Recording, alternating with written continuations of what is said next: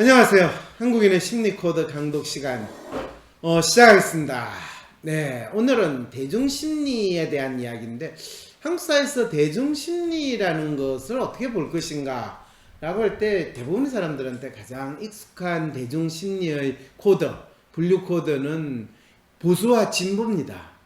뭐 정치 사회적으로 가장 조사를 당신은 스스로를 보수라고 생각하시나요? 진보라고 생각하시나요? 뭐 보수는 뭘 고쳐야 되고 진보는 뭘 바꿔야 됩니까? 뭐 이제 이런 질문들 많이 하고 의뢰 사람들은 내가 보수인지 진보인지 아니면 이것도 저것도 아닌 중도인지 어느 쪽 방향으로 자기 자신의 정체성을 표현하는 이런 상황이 있는데 사실은 저는 한국 사회에서 많은 사람들이 일상생활에서 겪는 또는 대중심리를 가장 잘 나타내는 심리 코드는 보수나 진보의 심리 코드가 아니라 스스로 자기가 주류에 속한다고 생각하느냐 비주류라고 생각하느냐 이것이 대표적인 한국인의 정체성을 나타내는 심리 코드라고 생각합니다. 그럼 주류 비주류는 뭐 이거를 요즘 젊은 친구들의 언어로 이야기하면 아싸냐 인싸냐 이렇게 구분한다면 여러분들이 그게 무슨 말인지 나는 인싸가 되고 싶다. 그러나 나는 영원한 아싸다. 이러면서 자기 나름대로 자신의 정체성을 표현한다. 또 확인하려고 한다. 라고 생각한다면 한국 사회는 대중들의 심리 그리고 대중들이 각기 다른 마음을 가진 사람들이 서로 부딪혔을 때 이 사회에서 소통이 안 된다든지 갈등을 해결해야 된다든지 이런 이야기가 나오는 것이 어떤 의미인가 우리 한번 생각해 볼 수 있는 기회가 되지 않을까 싶습니다.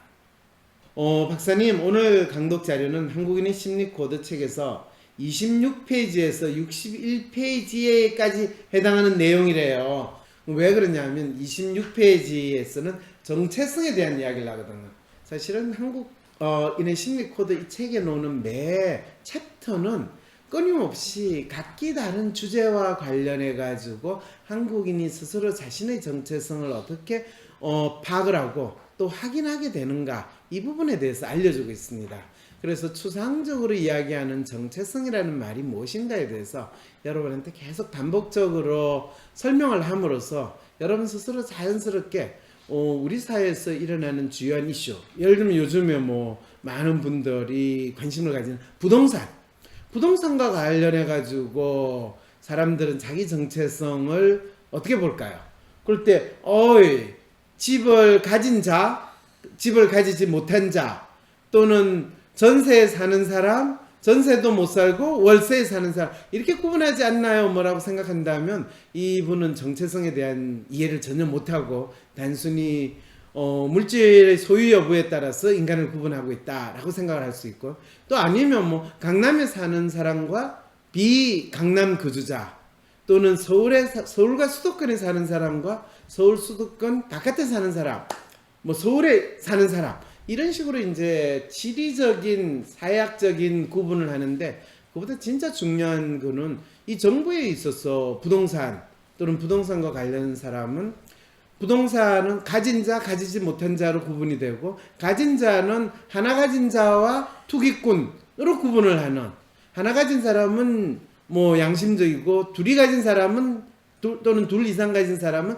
투기꾼이고 분류하는 이런 심리 코드를 가졌다고 한다면 그 심리 코드라는 게 각각의 사람들이 자기가 속해 있는 사회적인 정체성도 잘 나타내고 있군요 라고 여러분들이 이해를 합니다.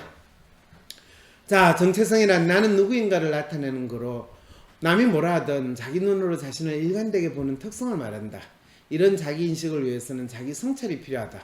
근데 많은 사람들은 어떻게 살아야 하나 무엇을 해야 할까 하고 물을 뿐 정작 나는 누구인가 하고 묻는 데는 서툴다. 그러다 보니 주어들은 구절이나 자기개발서에서 그럴듯한 정답만을 찾으려 한다. 현실에서 정체성이라는 말 자체가 낯설게 느껴지는 이유이다. 한 사람의 심리적 갈등이나 고민의 핵심이자 그의 삶을 이끄는 것은 바로 나는 누구인가를 아는 것, 즉 그 사람의 정체성이다. 여기서 내가 누구인지를 안다는 것은 내가 가진 믿음의 실체를 안다는 것이다. 여기서 여러분들이 상당히 헷갈리는 게 내가 누구인지를 안다는 것은 내가 가진 믿음의 실체를 안다는 것이다 라고 이야기할 때 내가 가진 믿음, 믿습니다 하는 그 믿음을 이야기하느냐? 그렇지 않습니다. 예를 들면 여러분들이 부동산과 관련된 정체성, 그럴 때 부동산 하면 여러분 머릿속에 뭐가 떠오르십니까? 뭐 저 같은 사람은 다행이다. 뭐 이렇게 생각할 거고, 뭐 저 앞에 지금 강의 참가하시는 분은 진작 했어야 되는데 늦었다. 어떡하나. 뭐 이렇게 생각하시는 분도 있으실 테고, 뭐 역시 문재인 대통령 나의 기대를 저버리지 않았어. 노무현 대통령하고 친구라고 더니 똑같이 강남 사람 잘 살게 만들어주는 진짜 좋은 대통령. 강남 사람들이 참 재밌잖아요. 강남 사람들은 자신들의 부자로 만들어주는, 특히 강남에서 아파트 한 채, 두 채 이상 가신 분들은 자신들을 부자로 만들어주는 분들을 다 빨갱이라고 하고 욕을 하는 그런 희한한 심리를 가지고 이런 놀라운 심리 상태를 가했다면 이분들의 심리 코드는 뭔가, 부동산과 관련한 이분들의 심리 코드는 뭔가, 이런 질문들 여러분 해보실 수 있죠. 그러면 북한에서 넘어와가지고 이 빨강이에서 뭐 발행이로 전향을 했다라는 이분은 그러면 집이 있을까요, 없을까요? 놀랍게도 집이 있어요. 강남에 또 집이 있어요. 논현동에 있다고요? 오유, 잘하시네. 강남구가 아니고 서초구인가요? 그러면 논현동 강남구인가? 이런 나라, 이게 진짜 이 남한 대한민국이 이 기회의 땅이 됐다는 증거가 되는 거죠. 네. 자, 이런 이야기.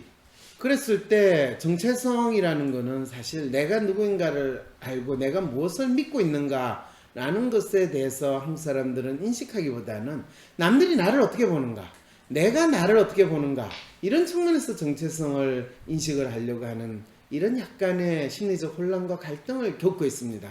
그래서 그거를 설명하는 용어가 이제 정체성 혼미냐 또는 정체성 유실이냐 이런 표현을 쓰는데, 그거는 정체성이라는 것이 단지 내가 어떤 직업을 가졌고 내가 어느 집안의 자식이고 또 이런 이야기가 아니라 내가 내 자신의 삶의 각각 다른 중요한 이슈에 대해서 어떤 믿음을 가지고 사는가, 그리고 그것에 대해서 내가 얼마나 일관되고 또 미래에 대해서 어떤 기대를 하고 있는가.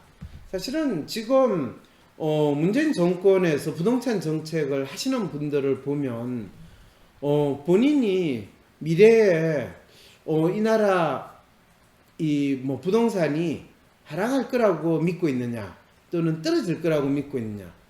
뭐 이전에 노무현 정권에서 홍보수석했던 조기석 교수는 문재인 대통령이 어디 사석에서 이 부동산 값이 하락할 거다라고 이야기하는 소리를 듣고 본인이 상당히 놀라웠다. 진짜 저분이 저거를 믿고 있다는 거는 진짜 더 놀라운 거는 본인이 부동산 값을 잡아야 된다. 부동산을 투기판이 되지 못하도록 해야 된다. 라는 말씀을 주로 하셨을 때는 그거는 부동산 가격이 올라가는 건 투기 세력의 장난이고, 이거는 어떻게 보면 이 부동산 투자가 아니라 부동산은 무조건 이 투기꾼들의 뭐 농간에 의해서 놀아난다. 이렇게 이야기를 한다면 이분이 부동산과 관련한 엄청나게 다양한 정책을 썼다면 결국에는 이분은 누구를 위한 대통령이냐 하면 부동산 투기꾼의 신경을 쓰는 관심을 가지는 대통령이다라는 것을 스스로 자인하는 게 아닐까. 이건 이제 심리학자 입장인데요. 사실은 본인이 중요하지 않다고 생각하는 거, 특히 본인은 관심이 없거나 본인이 별로 중요하다고 믿지 않는 거는 아예 신경을 안 쓰면 그게 차라리 대한민국에서는 문제가 해결이 되는 아주 놀라운 이 방법이라는 걸 혹시 한번 생각을 해보면 좋을 것 같아요. 노무현 대통령 시절에서 항상 안타까운 게 노무현 대통령이 간혹 언론 나오거나 아니면 대국민 담화를 하거나 기자회견할 때 이분이 저가 꼭 신경을 써서 뭐 저가 관심을 두겠습니다 이러면 그거는 문제가 해결되는 게 아니라 더 엉망이 되는 일들이 계속 벌어져요. 그래서 차라리 관심을 끄시는 게 좋은데 왜 저렇게, 그럴 때 항상 자식 키우는 부모 입장에서 생각을 할 때 한국 사회에서 보통 그러잖아요. 애가 나름대로 공부를 하고 잘 살려면 첫째 중요한 거 아빠의 무관심. 네, 아빠의 무관심이에요. 엄마의 무관심까지 더 보태진다면 더 좋은데 대개는 엄마의 무관심이 되기는 힘들어요. 엄마의 정체성은 자식을 위해서 헌신해야 된다. 그리고 특히 교육에 헌신해야 된다. 이게 우리 많은 부모들이 막연히 가지는 맹모 삼천지교의 저주잖아요.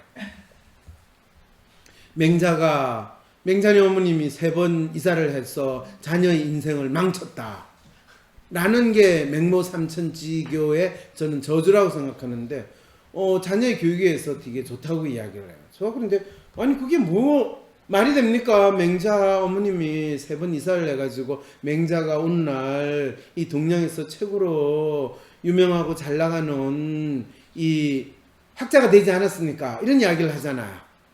근데 학자가 되긴 했는데, 그 학자는 주로 무슨 용도의 학자가 됐느냐?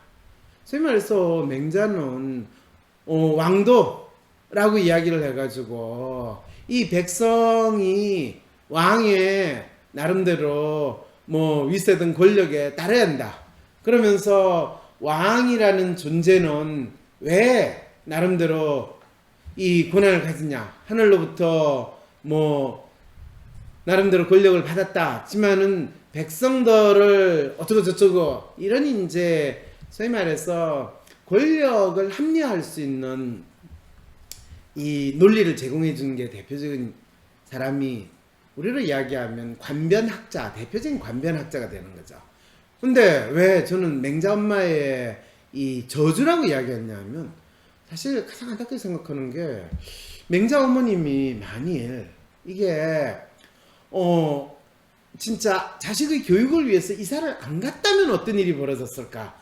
이런 생각을 우리가 한번 해볼 수가 있어요. 맹자네 어머님이 처음에 맹자하고 같이 살던 동네가 어떤 동네인지 혹시 아세요? 강북인가요? 아니면 강남인가요? 아니면 수도권인가요? 아니면 뭐 망하면 간다는 동네인가요? 어딘지 혹시 여러분 아세요? 네, 공동묘지예요. 공동묘지. 공동묘지는 상당히 괜찮은 주택지죠. 앞으로 장래 개발 가능성이 있어가지고 맹자네 어머님이 그쪽으로 이사를 갔을까요?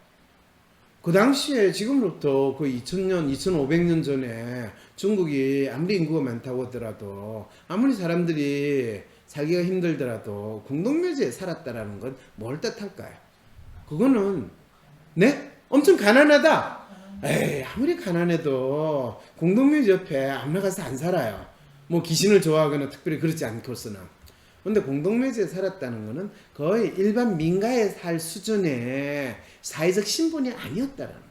그 당시만 하더라도 사회적 신분이라는 게 지금보다 훨씬 심했겠죠. 그러니까 일반 우리가 평민이나 양민이나 심지어는 천민보다 더 심한 그 정도인데 그걸 어떻게 짐작해 볼 수 있냐 하면 우리 맹자 어머니 유명하잖아요. 그죠? 그런데 맹자 아버지 이야기 들어봤어요? 맹자가 그렇게 유명해졌는데 아버지면 내가 아버지다, I'm your father 이렇게 하면서 놀게 될 거 아니에요. 네. 그런데 아나킨도 아니고 맹자인데 이 맹자가 아버지가 안 나타났다는 건 무슨 말이야?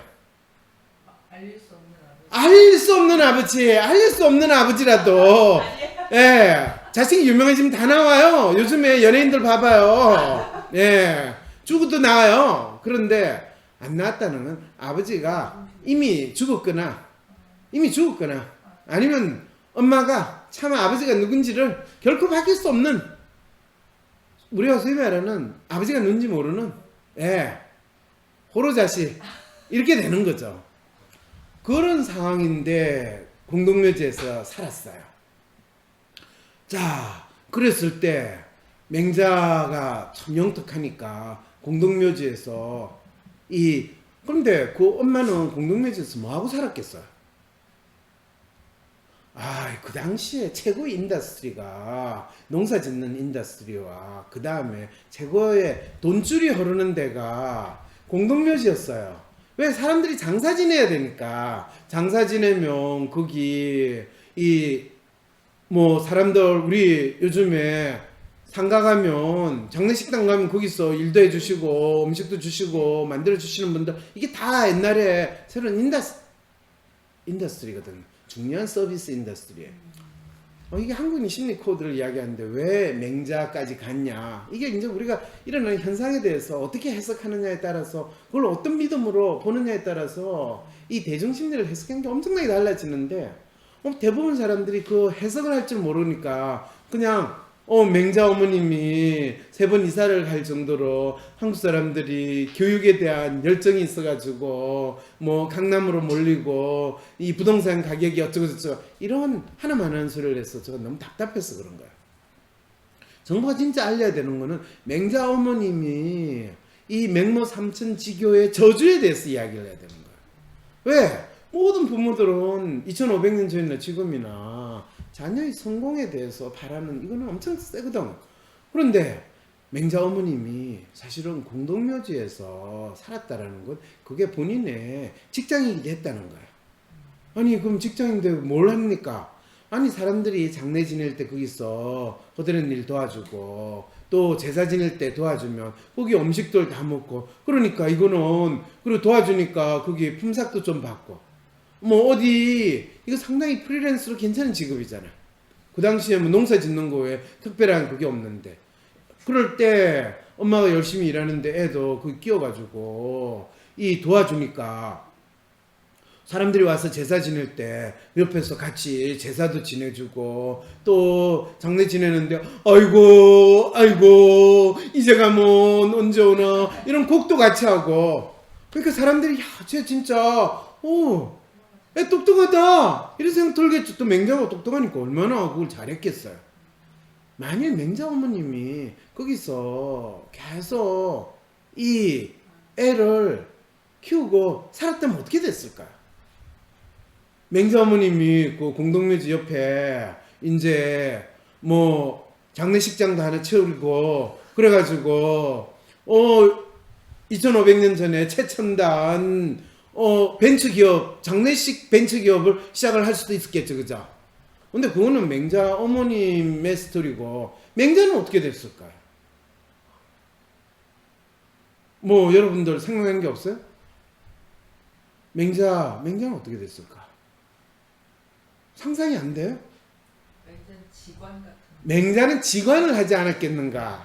진짜 이분이 생각하는 게 참 안타깝네요. 생각을 해봐요. 맹자가 늘 사람들이 장례 지내면 똑똑한 맹자는 자기가 아이고 이제 가면 언제 오나 이러면서 산다는 게 뭘까? 저렇게 지금 죽음을 설파하는 사람도 또 언젠가 죽었다고 하고 삶과 죽음에 대해서 생각해 보지 않았을까요? 훌륭해요. 삶과 죽음에 대해서 생각해 보는 거는 누가 하는 거예요? 부처님 생로병사에 대해서 생각하고 예수님 내가 죽어서 하늘나라를 가면 너희들은 이렇게 될 것이다. 이렇게 되면 공자처럼 제사장 수준이 아니라 공자는 제사장이 아니에요. 이 부처와 예수의 반열에서 삶과 죽음에 대해서 이야기를 하는 이런 상황이 되는 거예요. 그럼 지금 우리가 찌질하게 맹자, 아이고 관변학자로서 왕권에 대해서 옆에서 이야기를 해줘가지고 맹자왈 공자왈 이런 소리 정도를 쓰는 게 아니라 맹자교가 만들어지고 지금 적어도 부처님 정도 수준은 충분히 됐겠죠. 공자님을 뛰어넘었을 거예요. 아무도 맹자를 공자 자식인지 공자 제자인지 이렇게 생각하지 않았을 거라고. 그리고 어떻게 우리가 갑자기 맹자식 이렇게 불러요. 맹자라고 안 부르고 진짜 맹선생님부터 시작해가지고 중국의 신이 되었어요. 맞아요. 이렇게 된 거예요. 그런데 이 엄마는 자식의 그런 운명을 과감히 걷어찼어요. 아예 무시했어요. 그래가지고 첫 번째 공동묘지에 살다 어디로 이사 갔어요? 시장통으로 이사를 갔어요. 장사하는 데로. 그럼 생각을 해봐요. 공동묘지에 살던 사람이 시장통으로 번화한 장사하는 데로 이사를 갔다는 말은 뭘 뜻하는 거야? 뭘 뜻하기는 공동묘지 옆에 있는 땅값과 시장통에 있는 그 상업지구 땅값이 같아. 2500년 전이라 땅값 차이가 있다는 건 엄마가 거기서 돈 좀 벌었다는 거 아니에요. 돈 벌러 갔던 게 아니라 아니 장사를 그냥 빈손으로 해요. 여보세요. 한란 미천이 되는 거 이미 엄마는 공동묘지에서 살면서 돈 좀 벌었다라는 이야기예요. 그래서 돈을 더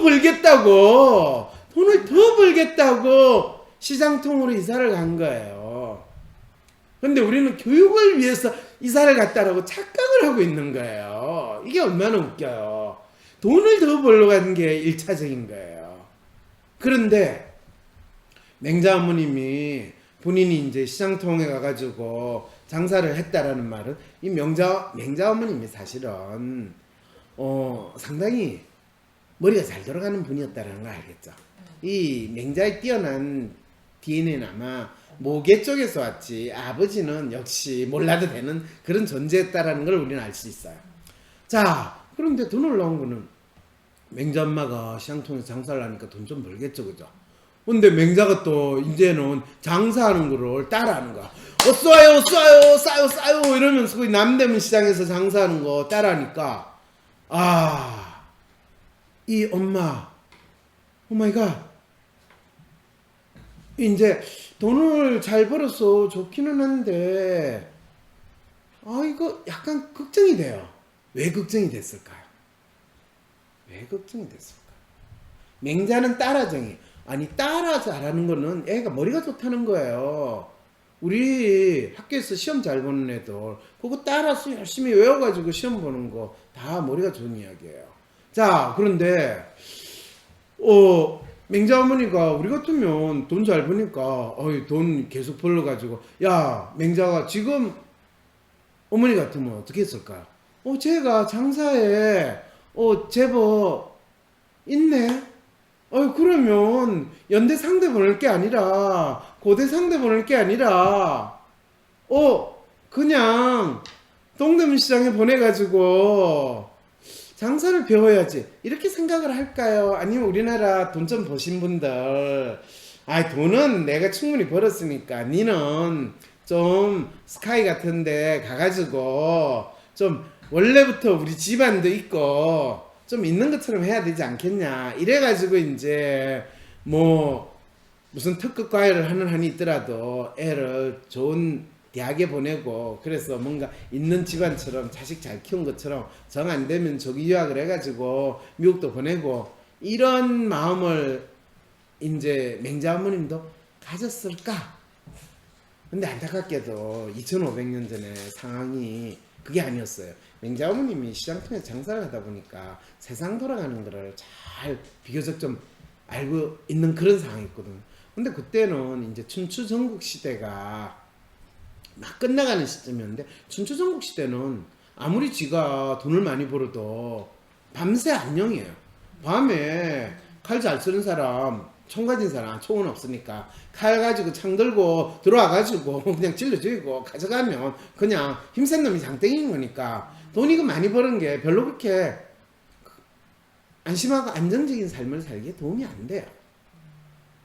박사님, 정체성과 욕망이 일치돼야 잘 사는 걸까요? 공무원으로서 국민들의 생활을 좋게 만들 때는 정체성을 가져야지 공무원으로서 돈을 많이 벌겠다는 사람과 정체성과 욕망이 혼란스러운 것일 텐데 지금 이 질문 맹자네 어머님 이야기를 끝까지 들어요. 지금 맹자 어머님의 정체성은 뭔가요? 여러분 여기서 맹자 어머님의 정체성이 뭔가를 생각을 한번 해보세요. 공무원은 모든 공무원들은 동일한 정체성을 가질 것이다 믿는다면 그거는 모든 공무원은 동일한 월급을 받는다라고 믿는 거나 똑같은 생각이죠. 같은 공무원도 공무원 아니에요. 실제로 이 위계 질서는 힘센 놈이 장땡이지 무슨 놈의 위계 질서가 있냐라고 이야기하는 거예요. 이거는 조폭에서도 넘버 2, 넘버 3, 넘버 4 이렇게 정해져 있는데 그거조차도 지금 진짜 제대로 안 될 수 있는 거.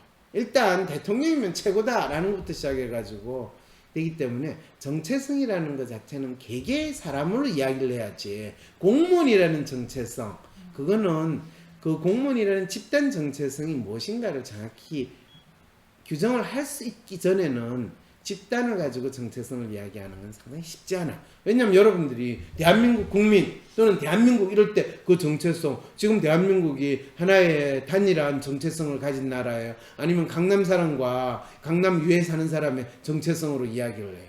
그래서 실제로 정체성이라는 것 자체는 맹자 엄마의 정체성, 맹자 엄마라니까 훨씬 친근하게 다가오네요. 예. 맹자 엄마의 정체성은 기본적으로 이 난세에 살아남아야 된다. 살아남는 길이 뭔가에 대해서 뚜렷하게 열심히 찾는 분이에요. 근데 그때 돈을 많이 벌어도 돈 많이 벌어가지고는 안 되지. 그런데 그러면 어떻게 해야 되느냐? 그럴 때 맹자의 어머님이 드디어 이사를 갔어요. 어디로 이사를 갔어요? 서당 옆으로 이사를 갔어요. 그럴 때 서당 옆으로 이사를 갔으니까 우리는 맹자 어머니가 애를 서당에 입당시켰다고 생각을 하죠, 그죠? 아니에요. 서당에 입당시켰으면 맹자가 지나니까 선생님의 말씀을 따라하더라 라고 하지, 서당께 3년의 풍을 넣듯이 맹자는 서당에서 공부하는 애들 공부하는 걸 따라하더라 이렇게 이야기를 안 했을 거라고.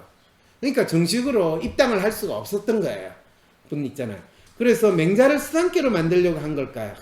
이분은 진짜 맹자 어머니를 누가 대통령하고 거의 비슷하게 지금 생각하시는데 전혀 아니세요. 맹자 어머님은 맹자를 서당에 넣고 싶어 했으나 아까 그랬잖아요.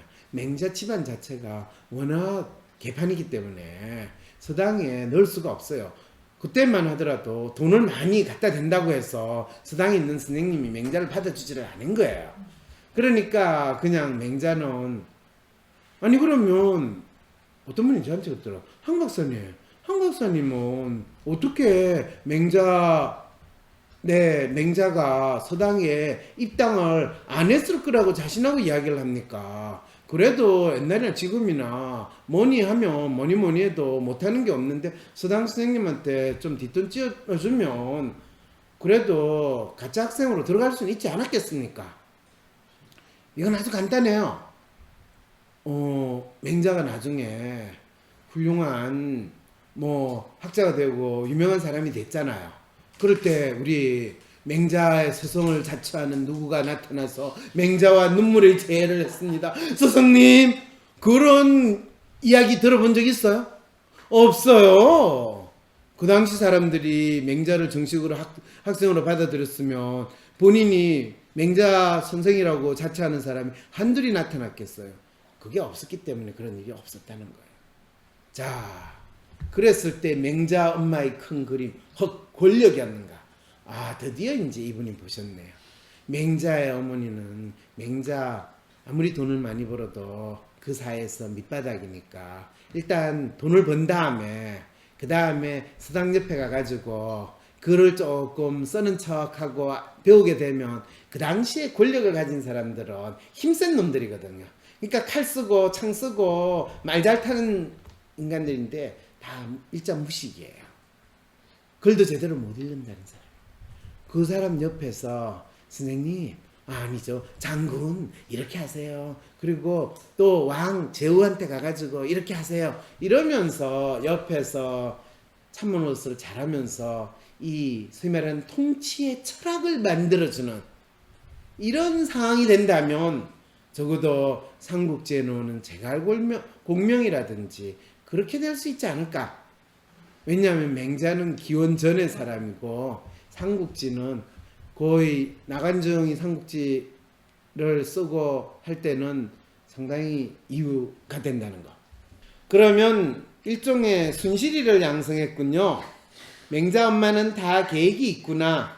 리얼 엄마가 리얼 자식을 키운 건가요? 이제 아시겠죠? 권력자 비서실장을 만들려고 했구나.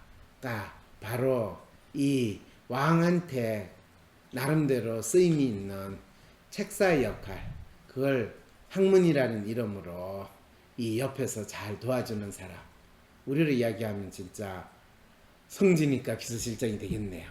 네, 이게 이제 맹자의 어머니가 자기 나름대로 삶에서 보여줬던 정체성인데, 우리는 맹자의 어머님을 마치 자식의 교육을 위해서 헌신한 엄마처럼 엉뚱하게 정체성을 만든 거. 사실 이런 게 유교에서는 그 사람의 정체성을 완전히 엉뚱하게 만든 대표적인 인물이 또 사임당이에요. 사임당 우리가 이야기하면 율곡 이의 어머니로서 엄청나게 뭐 어쩌고 저쩌고 한 대단한 분으로 현모양처의 전형으로 이야기하잖아요. 근데 실제 사임당은 남편 알기를 참 뭐같이 아시고, 예, 본인 친정 나름대로 있는 돈과 뭐 연줄러 가지고 나름대로 어떻게 상당히 본인의 멋진 예술적 재능을 잘 드러내신 분이다. 이러면 사실 현모양처의 기감이 될 수는 어려운데, 우리 율곡 이의 선생을 지극히 존경하는 송시열 선생에 의해서 이 사임당이 조선시대에 이 어떻게 보면 현모양처의 이미지로 만들어졌다라는 거.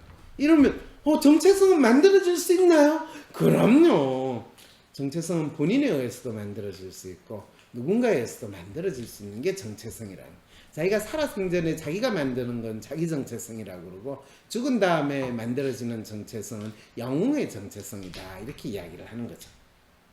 가면을 벗고 진정한 나와 만나는 법 이래 놓고 이제 남에게 멋진 보통 사람의 정체성을 보여주고 싶은 사람에게는 무엇보다 남의 시선이 필요하다. 하지만 타인이 보는 나의 모습은 내가 통제하거나 어떻게 할 수 있는 여지가 별로 없다. 그렇다 보니 쉽게 체념하고 포기하게 된다. 남의 시선에 의해 정해지는 정체성에는 분명한 자기 성찰이나 자기 탐색이 중요하지 않다. 남에게 멋있게 보이고 싶은 마음만 있을 뿐이다. 이것이 사실은 지금 대한민국에서 부동산 투기 또는 부동산 규제 또는 부동산 내가 살 집도 없는데 어떻게 해야 되나, 여기에 만일 우리 각자 자기가 만들고 싶고 또 보여주고 싶은 정체성이 표현되어 있고 또 숨어 있다면 부동산 대책이라는 게 단순히 금융 거래를 옥죄한다, 또 그걸 허가제로 한다, 뭐 법을 만든다, 이런 문제를 가지고 해결되는 게 전혀 아님에도 불구하고 마치 규제와 통제와 법으로서 이 나라에서 일어나는 문제를 내가 마음대로 규정하고 내가 보고 싶은 대로 규정하고 그거를 해결할 수 있다고 믿는다면 이거는 진시황이 법을 만들어 가지고 사람들을 이 뭐 진시황의 폭정이라고 하고 무시무시한 이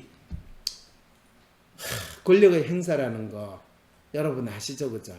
지금이 마치 문재인 대통령이 어느 순간에 인자하고 따스한 그 이미지 정체성을 가지신 분이 거의 법을 내세워 가지고 이 국민들을 협박하는 진시 황제와 같은 그런 지금 권력을 행사하고 있다고 하면 여러분들이 상당히 헷갈리는, 대체 왜 이런 일이 벌어질까?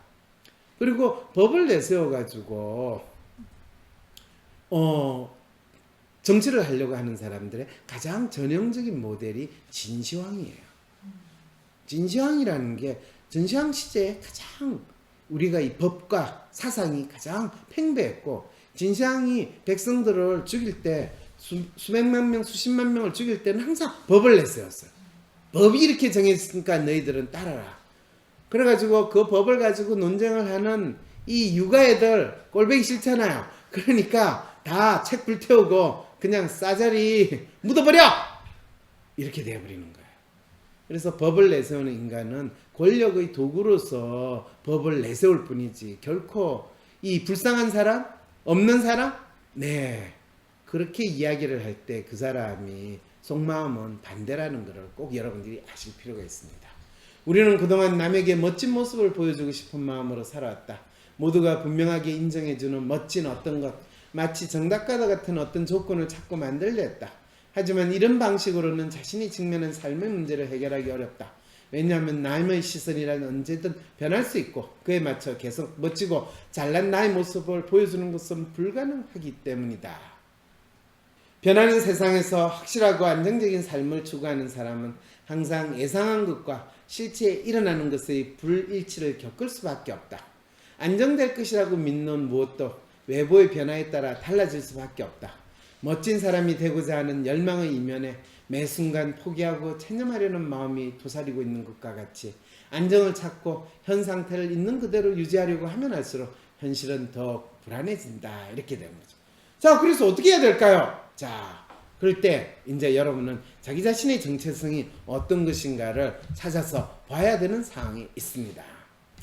자, 그러면 이제 나 자신은 지금 이 상황에서 한국 사회에서 내가 배우로서 살고 있는가? 이 한국 사회라는 것 자체가 하나의 무대라고 한다면 이 한국 사회에서 나는 배우로서 살고 있는가? 아니면 무대에서 남들은 주인공처럼 또는 출연진처럼 멋진 자기만의 삶을 살고 있는데 나는 단순히 그거를 지켜보는 관객에 불과한가? 이런 이제 의문 들 수 있죠. 그건 내가 어떤 정체성을 가지고 사느냐라는 질문에서 구체적으로 되는 거죠. 네, 만약 이 사회에서 일어나는 일들을 자연스럽게 받아들이고 잘 이해한다면 이 책의 내용이 불편하고 혼란스러울 것이다. 그러니 이쯤에서 덮어도 좋다. 저 딴에는 이렇게 탁 들으면 많은 분들이 오기를 팍 느껴가지고 뭔 소리냐, 나는 이 사회에서 지금 일어나고 있는 일이 이해가 안 돼. 그래서 내가 어떻게 하면 살아남을지 이 책을 보면서 내가 좀 파악하고 싶어. 이런 생각으로 끝까지 이 책을 보겠다는 오기를 불러일으키려고 이 구절을 썼는데 대부분 분들이 딱 듣고 그래? 에휴, 그만 보자! 이래가지고 책이 2만 권 이상 안 팔리는 그런 비극이 일어났다는 거 아닙니까? 뭐 그런데 어차피 책을 사신 분도 여기까지 탁 이미 샀기 때문에 이 정도 읽고 그 다음에 내가 다 알았다 포기하고 사시는 거에 대해서 그 안타까움 때문에 오늘 여러분하고 제가 이렇게 강독을 하는 겁니다. 자, 여러분 다시 책을 펴들고 우리 같이 읽어보도록 합시다. 하지만 때로 이해가 되지 않고 답답하게 느껴지거나 어이없다는 생각이 든다면 당신은 우리 사회를 리얼리티 쇼를 보듯 한다는 뜻이다. 무엇이 현실이고 쇼인지 구분되지 않는다는 것이고 심지어 자신이 관객인지 배우인지 헷갈린다는 것이다. 여러분 참 웃기지 않아요? 이 청와대에 있는 비서실장이 이 청와대에 있는 사람들은 웬만하면 뭐 이 집 2채 이상 가신 분은 한 채만 가지고 정리하는 게 좋겠다. 이런 소리를 처음에 나왔을 때 저게 진짜 미친놈이지 저게 할 소린가 싶은데 나중에 그냥 아무 이야기를 없대요. 그리고 또 얼마 지나니까 그런 소리를 한 인간은 지도 서울에 하나 있고 지 지역구가 있던 지 고향인지 2채를 있대. 근데 뭐 지역에서 자라고 그러면 지역 근거가 되니까 집 한 채 있고 서울에 와서 살면 집 한 채 있는 거 그건 너무나 당연한 거잖아요. 그렇다고 뭐 그게 누구처럼 100평 200평 되는 것도 아니고. 그런데 본인이 그랬으면 집을 한 채를 가졌든 2채를 가졌든 3채를 가졌든 그게 중요한 게 아니고 왜 국가가 국민들한테 최소한의 우리가 주거 안정이라고 이야기하던 뭐 수돗물 공급 깨끗하게 해줘야 된다던 공기를 맑게 해줘야 된다던 이 기본적인 이 생존에서의 조건을 국가가 공공성이라는 것을 조금이라도 고려한다면 그걸 해줘야 된다라는 그 정도의 책임의식은 가질 필요가 있고 그렇다면 얼마든지 국가가 가용할 수 있는 자원과 정책을 활용해 가지고 해줄 수 있거든요. 뭐 싱가포르 수준까지는 아니더라도 우리나라 정부가 1년에 뭐 10조 20조만 투입을 하면 얼마든지 공공주택 보급하고도 남아요. 싱가포르 수준 정도로 얼마든지 할 수 있어요. 그런데 안 하는 거예요. 왜 안 하는 거예요? 왜 안 하는 거냐? 그럴 때 그거를 하는 공무원들이든 그 사람들이 싱가포르는 이관용 수장이 최소한 10년, 20년, 30년 통치를 하는 상황이 됐으니까 믿지. 니 한다고 했다가 또 4, 5년 지나면 그 다음에 계속 못하잖아. 그럼 그건 누가 책임지려고. 그러다가 그거 했다고 또 감옥 가면 나 어쩌라고. 이런 상황이 되면서 그런 상황에서 이 본인들이 진짜 해야 될 일은 안 하고 엉뚱하게 문제가 뭔지도 모르고 누구 저 나쁜 놈이야 때려잡아 이래놓고 찌질하게 이 패싸움 만드는 이런 식으로 정치를 하는 인간 이거는 진짜 독재하는 인간보다 더 나쁜 놈이라는 생각밖에 안 들거든. 근데 그런 사람들이 또 어쨌든 간에 이 나라에서 정권을 잡고 있으니까 지가 두 채 가진 거는 별로 신경 안 쓰고 아마 그 사람 생각은 그랬어. 그러니까 내가 두 채를 가졌지만은 뭐 이 50평 100평도 아니고 그 다음에 내가 있는 거 강남에 두 채를 가진 것도 아니고 따지고 보면 강남에는 한 채밖에 없고 뭐 지방에 있는 거는 거의 돈도 안 되는 거니까 그걸 가지고 뭐라고 그랬냐 이렇게 본인 스스로 생각해 놓고 다른 공무원들 보고 두 채 가진 사람 청와대에 있는 사람들 두 채 가진 사람 파세요 이렇게 집단에는 이야기를 했는데 가만히 보니까 그게 아닌 거야. 왜? 벌써 그때 많은 사람들은 두 채를 가지냐 세 채를 가지냐가 중요한 게 아니라 똘똘한 놈 한 놈만 쥐어박는 게 최고다. 똘똘한 한 채를 가져야 된다. 이게 작년에 가장 대표적으로 놓은 부동산 투자 전략이었는데 정확하게 그걸 따르고 있죠. 그래놓고 올해 본인이 저거 두 채를 있어서 한 채를 처분하겠습니다. 그래서 그러면 반포에 있는 아파트 처분하나 보다 이렇게 생각했는데 갑자기 그게 아니고요. 저기 시골에 있는 안 팔리는 그거 처분할래요. 이런 조삼모사도 아니고 이 사람이 뭘 하고 있어요. 거의 맹자와 똑같이 뭐 왕에 가까운 사람 옆에서 비서실장 하고 있는 이런 나라에서 무슨 지금 정책을 운운하는 소리가 나오겠어요. 리얼리티 쇼가 양산되는 사회는 각자 막연하게 믿고 있는 통념이 다르다. 이 부분을 우리는 알아야 되는 거죠. 리얼리티 쇼가 양산되는 사회, 우리 사회가 지금 리얼리티 쇼가 양산되는 사회는 각자 막연하게 믿고 있는 통념이 다른데 그거를 마치 같다고 생각해서 내가 믿고 있는 통념이 진리야 또는 이게 진정성이 있어 순수해 이런 소리를 할 때 되면 사람들이 이제 그때부터는 각기 다른 리얼리티 쇼판이 벌어지게 되는 거죠.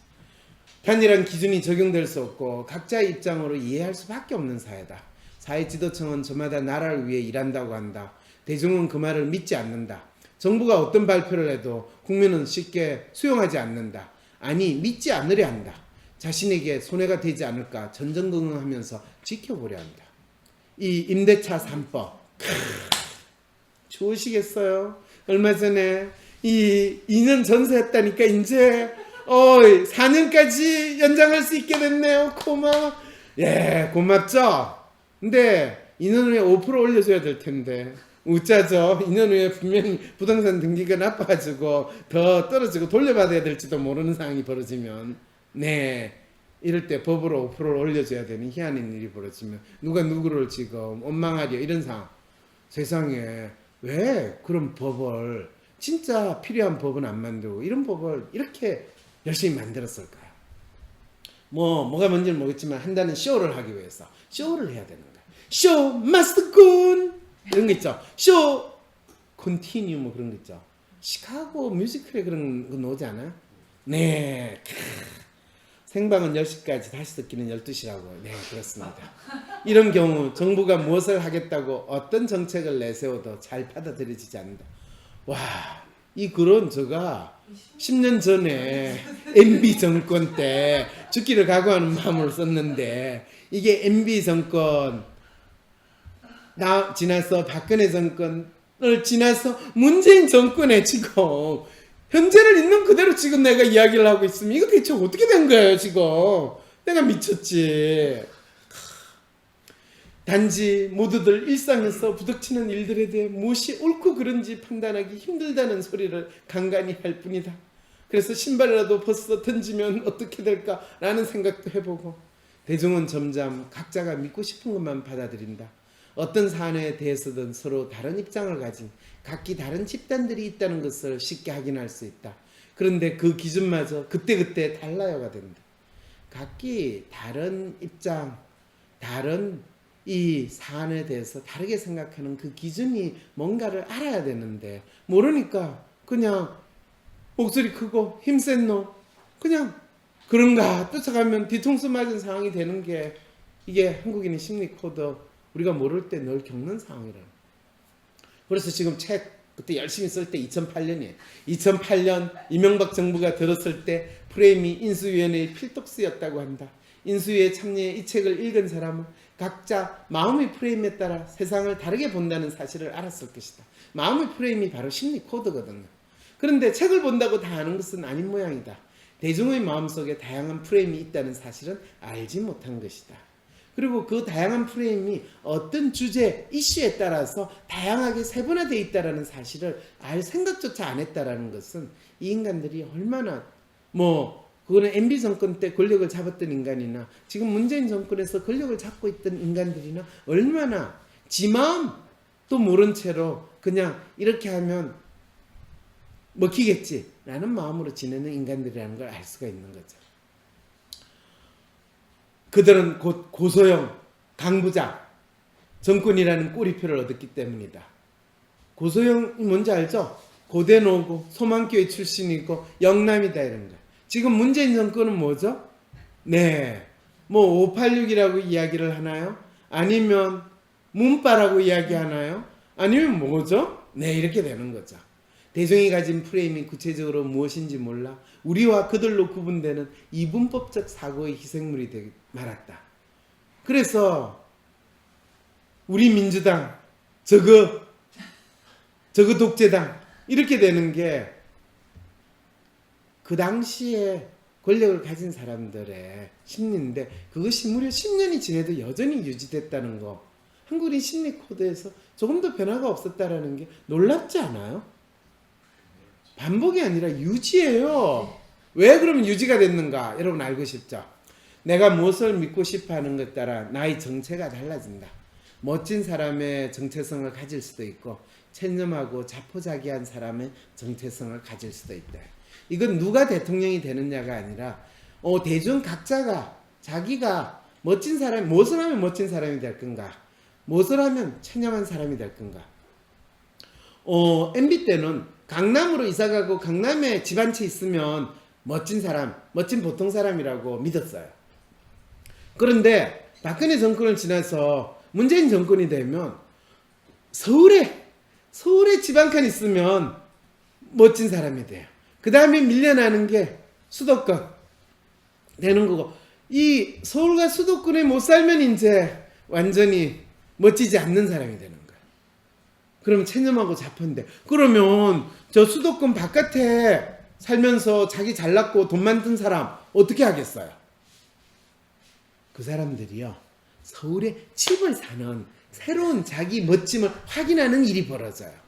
그래서 지난 소위 말해서 코로나 난리치고 하는 그 와중에 지난 4월인가 5월 이 부동산 거래된 거, 서울에나 수도권에 거주하지 않는 사람이 서울에 집 산 사람 비율이 30%나 됐대요. 지방에 현금 가진 사람들이 서울에 와가지고 집 샀다는 이야기예요. 이게 대한민국에서 멋지고 내가 웬만큼 산다 하는 사람이 어떤 행동을 하는가를 너무나 잘 보여주는 거죠. 이걸 알면 지금 이런 미친 짓을 이 문정권이 하고 있을까요? 황우석 줄기세포 사건을 뒤집어보자. 지금은 아무도 이 일을 언급하지 않는다. 왜 그럴까? 국위군운하며 과학 영웅을 바라고 믿던 대중은 당혹스러워했다. 심지어 음모론까지 나왔다. 하지만 믿고 있던 것과 다른 것을 보게 되었고 그 믿음은 결국 부끄러운 일이 되고 말았다. 자기 믿음을 바꾸는 가장 좋은 심리적 방어는 빨리 잊는 것이다. 이렇게 됩니다.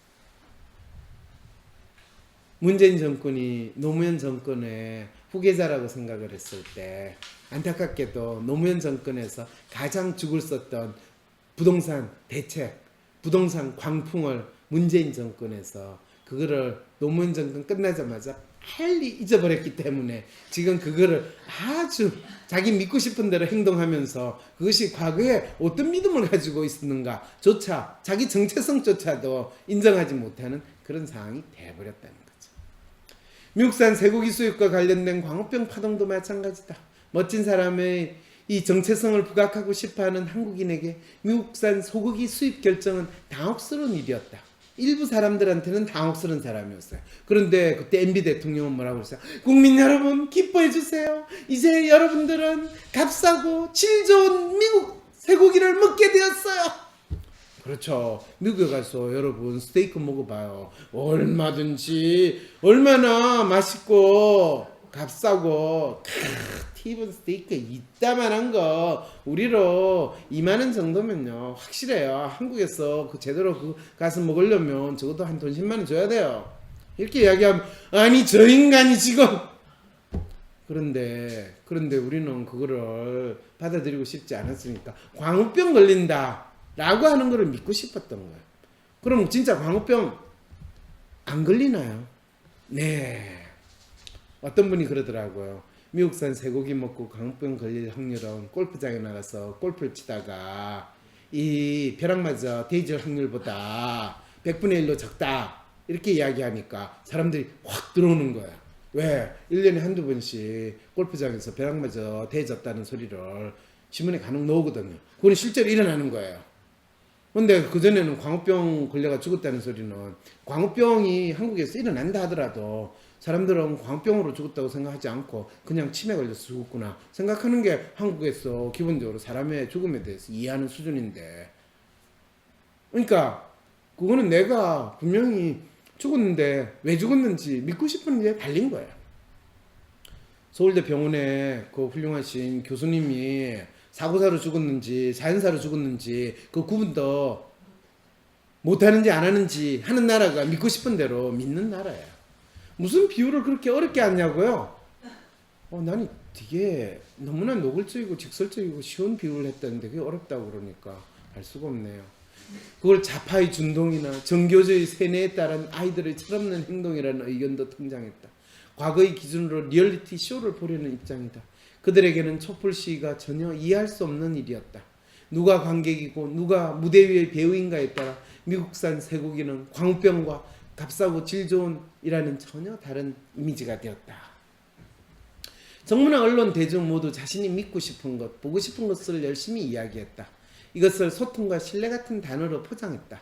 그러나 정작 다른 사람이 믿고 싶어하고 보고 싶어하는 것이 무엇인지 알려고 하지 않았다. 지금도 리얼리티 쇼는 계속되고 있다. 과거의 쇼가 재방송되기도 한다. 사교육을 잡겠다고 학원 교습 시간을 단속하는 정부의 사교육 대책은 1980년대 전두환 정권의 과외 단속과 그리 다르지 않다. 이거 MB 때 이야기예요, 여러분. 입학 사정관제는 졸업 정원제를 연상케 한다. 들어오는 것을 통제하나 나가는 것을 통제하나 입학 제도를 통해 교육 제도를 바꾸겠다는 점에서 동일한 해법이다. 지금 정부 들어와가지고 턱 먹고 다 없애겠다고 난리치는 거 똑같은 짓이에요. 한쪽은 막고 한쪽은 틀고 한쪽은 또 만들고 한쪽은 없애버리고, 이게 이 사람들이 겉으로는 좌파 우파 진보 보수 냈지만은 리얼리티 쇼가 일어나는 거예요. 그러니까 리얼리티 쇼 한다는 인간을 그냥 죽여버리는 게 썩 편하다 해가지고 양쪽이 다 죽여버렸는데 별로 이의가 없었던 게 황상민 자르는 거였다라는 거. 제가 항상 그거 생각하면 진짜 구경하는 사람은 현실이 쇼가 되고 있다는 걸 잘 안다. 누가 어떻게 만드는 걸까? 자, 이걸 이제 한마디로 대중심리의 에센스는 뭡니까? 라고 할 때 재작년에 가장 대중적으로 인기가 있는 게 인싸라는 단어라는 거 여러분 아시죠? 그 인싸라는 단어를 제가 원단으로 쓰기 시작한 게 대세추종. 저는 사자성을 상당히 좋아하거든요. 지피지기면 백전 백성이라 뭐 이런 것처럼 참 고전미 있게 대세추종 이래가지고 썼는데 아무도 이 대세추종 이런 걸 이야기를 안 하는 거예요. 대세하면 인터넷 쳐봐요. 정대세 뭐 이거밖에 안 나와요. 근데 대세와 추종이라는 게 이게 상당히 상반되거든요. 냉탕 온탕을 합한 거하고 마찬가지예요.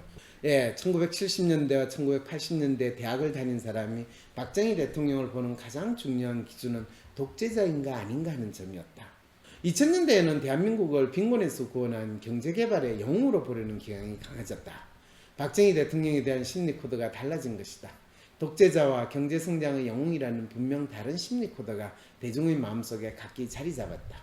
그랬을 때 386 세대라고 하는 사람은 박정희는 독재자라는 게 훨씬 상하고, 신기하게도 박정희 독재 시절을 있는 그대로 경험했던 그 시절에 뭐 30대 40대를 경험한 사람들, 10년에 20대를 경험하신 분들은 경제성장의 영웅이라는 심리 코드를 박정희에 대해서 가지고 있는 이 재미있는 게 일종의 대세가 되어버렸다는 거죠.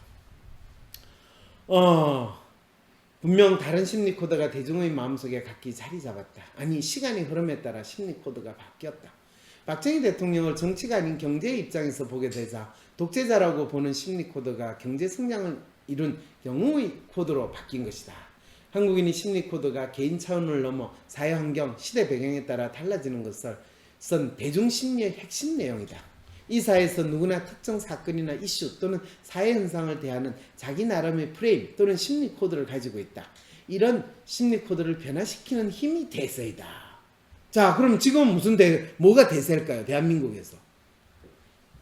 대한민국에서 대세는 부동산이에요. 부동산을 진짜 전혀 대세가 될 필요가 없는 거를 김현미 장관 진짜 여걸이에요. 여걸. 이 추미애 장관보다는 김현미 장관이야말로 문재인 정권의 에센스를 가장 잘 보여주는 대표적인 인물이에요. 그 다음이 이제 유은혜 교육부 장관. 이 세 여걸이 문재인 정권의 어쩌면 핵심 삼글이 되지 않을까. 역사는 아마 그렇게 기록하게 될 거예요. 대중의 심리 코드가 그런데 결정적으로 이번에 부동산 문제 때문에 가장 피보고 가장 서러움을 느끼는 사람은 대한민국에서 자기 집을 가지지 못한 서민이라는 사람입니다. 특히 대한민국에서 경제활동을 하는 50%의 사람들, 50%의 사람, 그 50%의 사람들은 막연히 진보적인 성향이 있을 것이고 할 거라고 믿겠지만 안타깝게도 그렇지는 않아요. 왜냐하면 이 집을 가지지 않은 사람들이 예를 들면 MB 대통령 시절에 가장 아이러니한 여론조사 결과가 그 당시에 집을 가지지 않은 사람들이 70% 정도가 MB 정권을 지지하는 상황이 벌어졌다는 거. 놀랍죠? 집을 가지지 않는 사람들은 비교적 잘 못 사는 사람일 텐데 MB 지지하는 게 훨씬 높았어요. 왜냐하면 내가 집이 없더라도 집 가진 사람, 돈 많이 벌어서 성공한 사람 부러워. 나도 저 사람처럼 되고 싶어. 그래서 돈 많이 벌게 해준다니까 저 사람 팍팍 찍으면 나도 언젠가 낙수 효과 내가 그 돈이 내한테로 좀 고이지 않을까. 이럴 때는 그냥 야마시종의 미소를 짓고 계시는 분들이 다 겉으로는 문재인 정권 욕하면서도 역시 우리가 탁월한 선택을 했어 이렇게 되는 거죠. 이랬을 때 대세는 소비심리나 마케팅에서 말하는 트렌드 또는 유행과 비슷하다. 개인이 구체적인 사고와 행동을 할 때 특정 심리 코드를 드러내게 만드는 힘이다. 우리는 대세와 부합되는 자신의 심리 코드는 쉽게 드러내지만 대세와 어긋나는 심리 코드는 가능한 숨기려 한다. 진짜 강남 사는 사람들한테 대세에 부응도 하고 자기 심리 코드도 드러내게 하는 아주 훌륭한 정책을 지금 이 문재인 정권에서 부동산 대책, 교육 정책, 그 다음에 적폐청산, 이 검찰 정책, 그 세 여자 장관이니까 그 여자 장관한테 막말을 하면 어떻게 돼요? 성추행, 성폭행에 해당이 되는 거예요. 이야, 이게 죽여주는 나라가 된 것 같지 않아요? 한국인의 심리에서 대세와 어긋나는 것은 멋진 사람으로 보이지 않을 것 같은 두려움이 있기 때문이다. 정체성 혼미의 상황이 있는 경우라면 더욱 그렇다. 이런 이유로 이 사회에 속한 개인에게는 무엇이 대세인지를 아는 것이 정말 중요하다. 심리적으로 자신의 정체성이 불확실하고 혼란스러울 때 대세는 삶의 방향이나 중요한 선택의 기준이 되기 때문이다. 그때그때 달라요 상황에서 대세는 어둠 속에서 대개 따라야 하는 한 줄기 빛이다. 왜 리얼리스트에게서 대세는 왜 중요한지가 바로 이 뜻인 거예요. 그때그때 달라요라는 마음으로 사는 이 리얼리스트들한테 대세가 무엇인가를 아는 거는 내가 따라가야 되는 촛불과 같은 빛이자 이거는 이 스마트폰 후레쉬 이거보다 더 중요한 빛이라는 거예요. 대세는 유행 중에서 대중의 마음을 사로잡는 것이다. 유행은 일시적으로 생겨났다가 사라진다. 트렌드는 바로 그 유행의 변화를 말한다. 하지만 대세는 마치 사회 규범처럼 개인의 행동과 믿음을 좌우한다. 대중의 행동에 영향을 미친다. 한국 사회에서 대세에 좌우되는 것은 수없이 많다. 뭐 이렇게 이야기하는데 지금 한국 사회에서 대세에 좌우되는 거 뭐세요? 뭐 아이폰, 뭐 갤럭시 이건 대세 이제 안 돼요. 왜? 매번 나오는데 나와가지고 세상을 바꿀 처럼 안 바뀌거든. 역시 뭐니 해도 머니 확실한 건데 부동산만큼 대세를 점하기 좋은 게 어디 있어요? 며칠 전에 국세청장 새로 임명됐는데 국세청장 프로파일이 뭔지 알아요? 자기 집이 없는 무주택자인 국세청장을 임명했다. 이렇게 기사가 나오는 거야. 속으로 욕 신나게 했어요. 국세청장이나 해먹을 공무원이 고위공직자가 자기가 아직 아파트 한 채를 안 가졌다면 이 XX는 이 차명이든 뭐든 얼마나 돈을 숨겨놨을지 지가 진짜 청렴해서 그랬다면 이거는 무능함의 극치지. 이렇게 이야기하면 제가 그분을 욕되게 하는 건가요? 네. 그분을 무주택자 이래가지고 신문 프로파일에 쓰도록 만드는 이 나라 지금 권력 임명하는 사람들의 이 낮은 수를 보니까 아이고, 이 인간들이 진짜 찌질함에 극이다. 지금 이게 심해지면 노무현 말년처럼 돼가지고 무조건 민주당 아니고 문재인 아니면 누구나 좋다라는 상황으로 바뀔 수도 있겠다는 생각이 들어요. 그러면 입맛 다시고 있는 이낙연 씨, 이재명 씨, 두 이씨는 어떡하지? 이런 생각도 든다는 거죠. 우리 사회에서 대세 추종 행동은 특히 명확하다고 생각하는 것들이 더 이상 확실하지 않다고 느낄 때 일어난다. 그것이 복잡하고 불안한 시기에 살아남는데 결정적인 도움이 된다고 믿기 때문이다. 이 대세 추정이라는 게. 그래서 사람들이 거의 패닉 바잉 이래가지고 부동산을 사는 거는 그게 대세 추정이 거의 불안한 상황에서 극단적으로 일어나는데 그걸 가지고 뭐 LTV, GTV, GTX 뭐 이런 이상한 용. LTV는 지금 우리가 보고 있는 TV가 LTV인가요? 예. 아니면 LG에서 나온 게 LTV고 삼성에서 나온 건 STV인가요? 세상에 무슨 이 사람들이 지금 뭔 짓을 하고 있는 거예요. 영화나 온라인 게임 같은 문화상품일 수도 있다. 한때 성형수술은 금기시되고 승계했지만 어느 순간 사람들은 성형수술한 사실을 그리낌 없이 이야기하기 시작했다. 성형수술이 대세가 된 거다. 아시겠죠? 그래놓고 뭐 TV 프로나 연예 워낙에 본인이 부동산 투자한 성공기 뭐 이런 거 나오는 거. 이 스튜디오가 있는 이 북촌. 북촌 제가 여기 들어오려고 할 때 그때 북촌 땅값 오르가지고 막 난리를 치고 있었어요. 네가 그런 비싼 동네 지금 왜 이사를 가려고 하냐 크기 지금 웃자자고 진짜 그런 소리 들을 때 진짜 이렇게 대세 추정을 하는 건가 아닌데 나는 지금 이 땅에서 내가 뭘 해야 되는가 이 스튜디오를 어떻게 장만해야 되는가 이런 고민 때문에 했는데 현재가 분명하지 않고 남에게 멋진 사람으로 보이고자 하는 열망이 클수록 대중은 대세를 쫓는다. 대세 추종은 무조건 남을 따라하는 동조는 아니다. 동조하는 대상이나 믿음, 생각이 대세를 이루면 그거를 대세 추종이라고 할 수 있는 거예요. 그래서 동조하고 대세 추종하고는 달라요.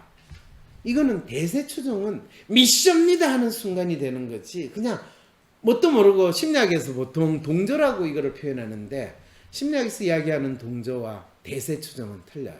왜냐하면 한국 사회에서 이 대세 추종은 확신범 수준에서 일어나고 이번 기회에 내가 이 차를 타지 않으면 내 운명이 끝나는 거야 하는 철박함이 숨어 있어요.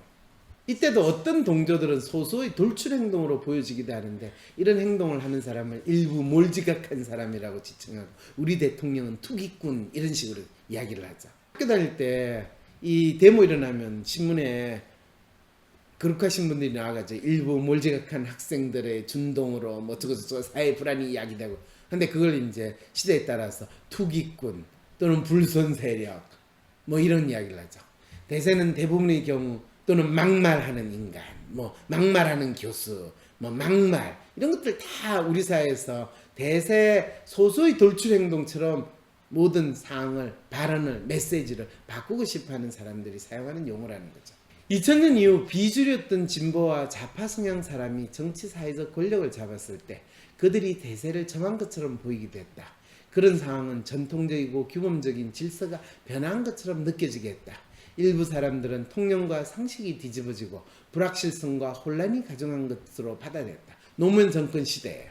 그런데 여러분들 지금 이거를 20년이 지난 문재인 정권에 그대로 겪고 있을 때 이 대중의 심리와 대세 추정, 그 다음에 주류와 비주류가 어떻게 나타나는지를 제가 상당히 어렵게 설명을 했어요. 왜냐하면 그때 이거를 내가 까딱 잘못 표현하면 노무현 바에서 지금 MB 바로 바뀌었냐 이 욕을 들을 수 있는 거고, 심지어는 어떻게 표현하느냐에 따라서 너 어느 쪽이야? 정체를 밝혀라.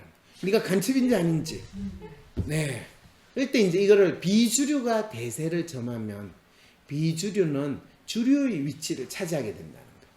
그래서 술 안 먹는 이 비주류가 대세를 점하면 술을 마시기 시작을 해요. 근데 뭐 우리는 술을 먹어도 설송주만 먹지, 아니면 백세주를 먹지, 뭐 시바스 리갈이나 발렌타인 30년은 안 먹는다, 이런 또 소리를 하는 인간도 있는데, 하지만 비주류의 행동 방식이 대세가 되어 대중에게 사회적 규범처럼 받아들여지기까지는 시간이 걸린다. 사회적 인식이 변화하고 대중문화가 교체되기까지는 시간이 필요하다. 영공서열의 변화, 정치 성향의 이동, 통념의 해체 등과 같은 다양한 일들이 일어난다. 일정 기간 동안 비주류가 대세를 점하면 그 대세는 점차 새로운 사회 질서나 규범이 된다. 이럴 때 이 이야기를 할 때 정대세가 북한에 가가지고 북한 축구선수 대표로 나올 때 이거 뭐야 대체? 그럴 때 제가 진짜 이 글을 쓰기 진짜 힘들었어요. 너무나 많은 생각들과 개념이 막 섞여 있는 거예요. 누가 대세를 점하든 주류를 우리라고 할 수 있는 사람, 즉 주류에 속한 사람은 대세가 분명한 기준과 확실한 무엇에 따라 정해진다고 주장한다. 그래서 그 대세가 정해지는 것을 법과 질서를 주장하는 주류들은 대개 우파 성향이고, 법과 질서가 아니라 이 국민들의 뜻 또는 서민, 민중의 뜻, 촛불 대세, 촛불 권력, 이렇게 이야기하시는 분들이 이제 좌파라는 이제 가면을 쓰기 시작하는 이런 정체성 노래라는 거죠. 요즘 이 대세와 비대세가 바뀌는 현상이 자주 일어나요. 맞아요. 그래서 법무부 장관 나오고, 지금 국토부 장관 나오고, 교육부 장관 나와가지고 계속 똥보를 차는 일이 벌어지는 거죠. 그럴 때는 차라리 가만히 있는 장관이 최고로 좋은데, 그런 측면에서 우리 유원회 장관 역시 훌륭하신 분 같아요. 네, 역시 생긴 대로 사람은 멋진 것 같아요. 비주류에 속한 사람은 주류와 대립되는 것을 자기 정체성으로 삼는다. 사실은 이 비주류가 쭉 오래 적습될 때는 자기 적을 공격하는 거로 본인의 정체성은 마치 다른 태양의 빛을 반사해가지고 빛나는 것과 똑같은 그런 상황이 되거든.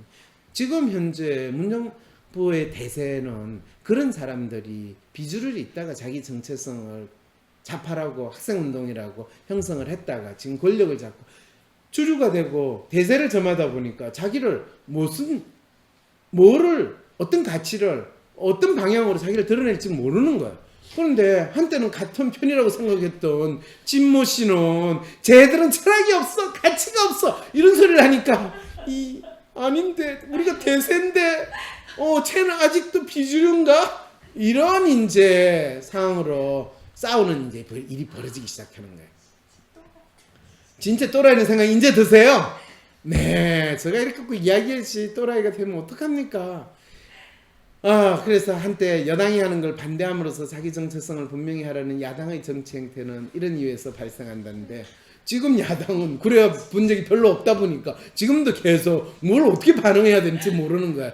그러니까 그냥 북한 이 김정은에 대해서 욕하는 게 본인의 정체성으로 지금 계속 이야기를 하니까, 한때 김정은 똘마니 했던 애를 데려다가 얘는 사상 전환했어요, 그래서 이제 우리 편이에요, 이렇게 내세우는 황당한 일까지 벌어지고 있는 거예요. 그래서 역설적인 것은 비주류가 대세를 접하면 급속도로 주류의 심리 코드를 취한다는 점입니다. 이게 이제 역설적인 거예요. 왜냐하면 자기가 이제 헷갈리는 거예요. 지금 이거를 이 청와대에 있는 참모들이 너무 잘 보여주고 있어요. 진보와 좌파를 주장하는 비주류라도 대세가 되면 급속도로 보수 성향을 띈다. 심지어 자신들이 사회의 규범이나 질서, 기준이 되어야 한다는 주류의 믿음 체계를 그대로 재현하기도 한다. 리얼리티 쇼와 유사한 형태의 일들이 일어나는 우리 사회의 모습이다. 이거 문재인 정권을 위해서 쓴 거 아니에요? 10년 전에 썼는데. 리얼리티 쇼는 주류와 비주류가 각기 대세를 만들고 추정하는 과정에서 생겨난다. 처음에는 사이버 공간이나 현실에서 일시적인 쇼처럼 보이는 일이 일어난다. 비주류가 이런 쇼에 관심을 가지고 참가한다. 단순한 즐거움이나 재미, 호기심 같은 감성적인 요소들이 비주류의 마음을 사로잡는다. 우연한 사건을 추정하는 비주류의 행동은 대중의 관심을 끄는 엉뚱한 놀이 활동이 된다. 종전의 질서나 통념으로 잘 이해되지 않지만 그 자체로 신기하고 즐거운 활동이 될 수 있기 때문이다. 엉뚱하지만 대중의 관심을 끌면 점차 대세가 될 수 있는 조건을 갖고 지금 유튜브 하는 거 다 이렇게 되잖아요. 할머니가 나와서 대세를 점하느냐, 애가 나와서 대세를 점하느냐, 돈을 버느냐, 몇만이 몰리느냐, 이게 다 대세 추정인 거야. 그게 또 나도 추정하느라고 4만 됐어요. 축하해. 으아, 여러분 찌질하지 않아요? 네. 그러면서 또 그 현상을 가지고 지금 강독하고 있어. 근데 이미 그걸 10년 전에도 알고 있었어. 근데 그거 모르고도 40만, 100만 이거 대세를 점하고 있는 사람 부러워. 나도 운전자로 됐으면 좋겠어. 이야, 안다라는 것과 실제로 일어나는 현상에서 모르고 참여해가지고 세상을 이 대세를 점하는 거하고 얼마나 차이가 나는지 아시겠죠? 그래서 이 학자라는 인간 연구를 하면 지가 안다는 거 다 쓸데없는 짓을 한다는 걸 제가 느낄 때마다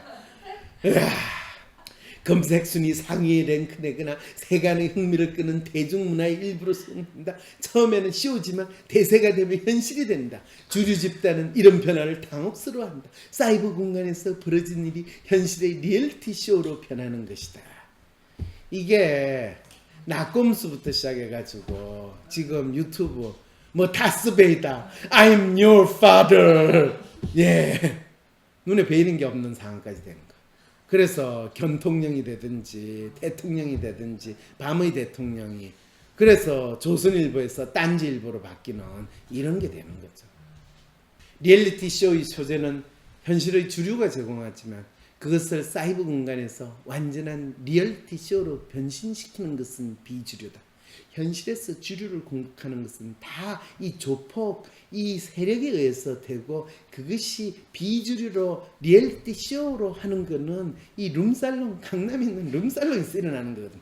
그게 이제 이 강남도 강북도 아니는 사이버 공간에서 있는 쇼, 리얼리티 쇼가 일어나는 공간으로 바뀌어진 게 이제 유튜브가 되니까 유튜브가 대세가 된 거죠.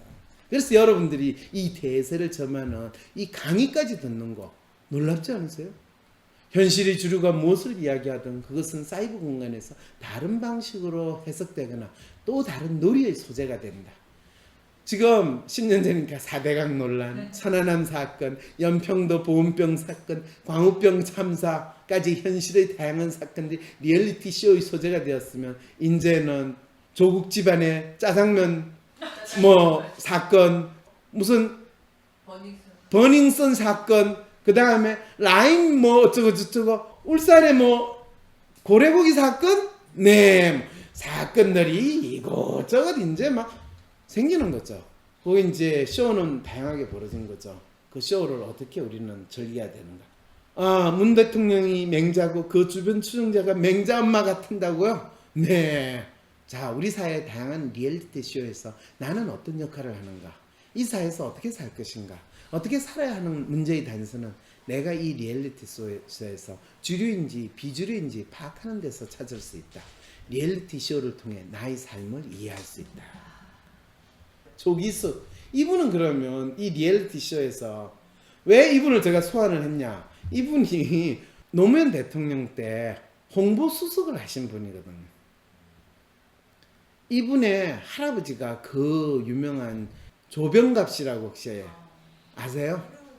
네, 동학혁명이 일어나는 그 단초를 제공해 주신 분이래요. 이 방랑시인 김삿갓의 할아버지가 누군지 아시죠? 그거는 홍경래 난 때 항복했던 김모 어쩌고저쩌고 하시는 군수래요. 그래가지고 우리는 이 방랑사인 김삿갓을 우리가 역사적인 인물로 기억하듯이 조기숙 씨도 아마 역사적인 인물로 기억이 될 거예요. 왜? 지금 여당이 감사원장을 막 겁박한대요. 감사원장이 지금 이 대통령 말을 안 따라 청와대에서 야 지난번 법무부 차관하던 김호수식 감사위원으로 임명시켜 그랬더니 감사원장이 잘 모르겠는데요 이러면서 임명을 안 하고 있어요. 이 자식 봐라 이럴 때 있잖아요. 한번 구판을 벌려드릴까요? 하는 것처럼 배째드릴까요? 그 유명한 스토리 여러분 모르시죠? 그게 노무현 대통령 시절에 일어났던 유명한 거예요. 그분이 누구라고 밝히면 문재인 정권의 이 1등 공신이라고 생각하는 정권을 창출하셨다는 그분이 바로 그분이라는 사실이에요. 노무현 정부 청와대 홍보수석을 지낸 조기숙 이화여대 국제대학원 교수가 30일 최재형 감사원장을 향한 여당의 공세에 박근혜 정부 대자비라고 비판했다. 근데 이분이 노무현 정권 대자비는 언급을 안 해.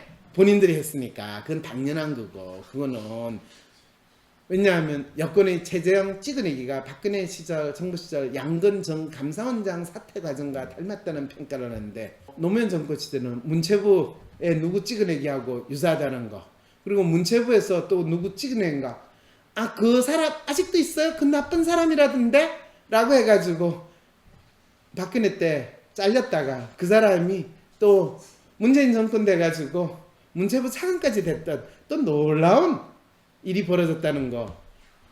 이건 역사가 반복된다는 게 아니라 똑같은 인간들이 주류에서 비주류가 되고 비주류에서 주류가 됐을 때 일어나는 행태가 반복적인 행동이 일어난다는 심리를 그대로 잘 보였다는 거죠.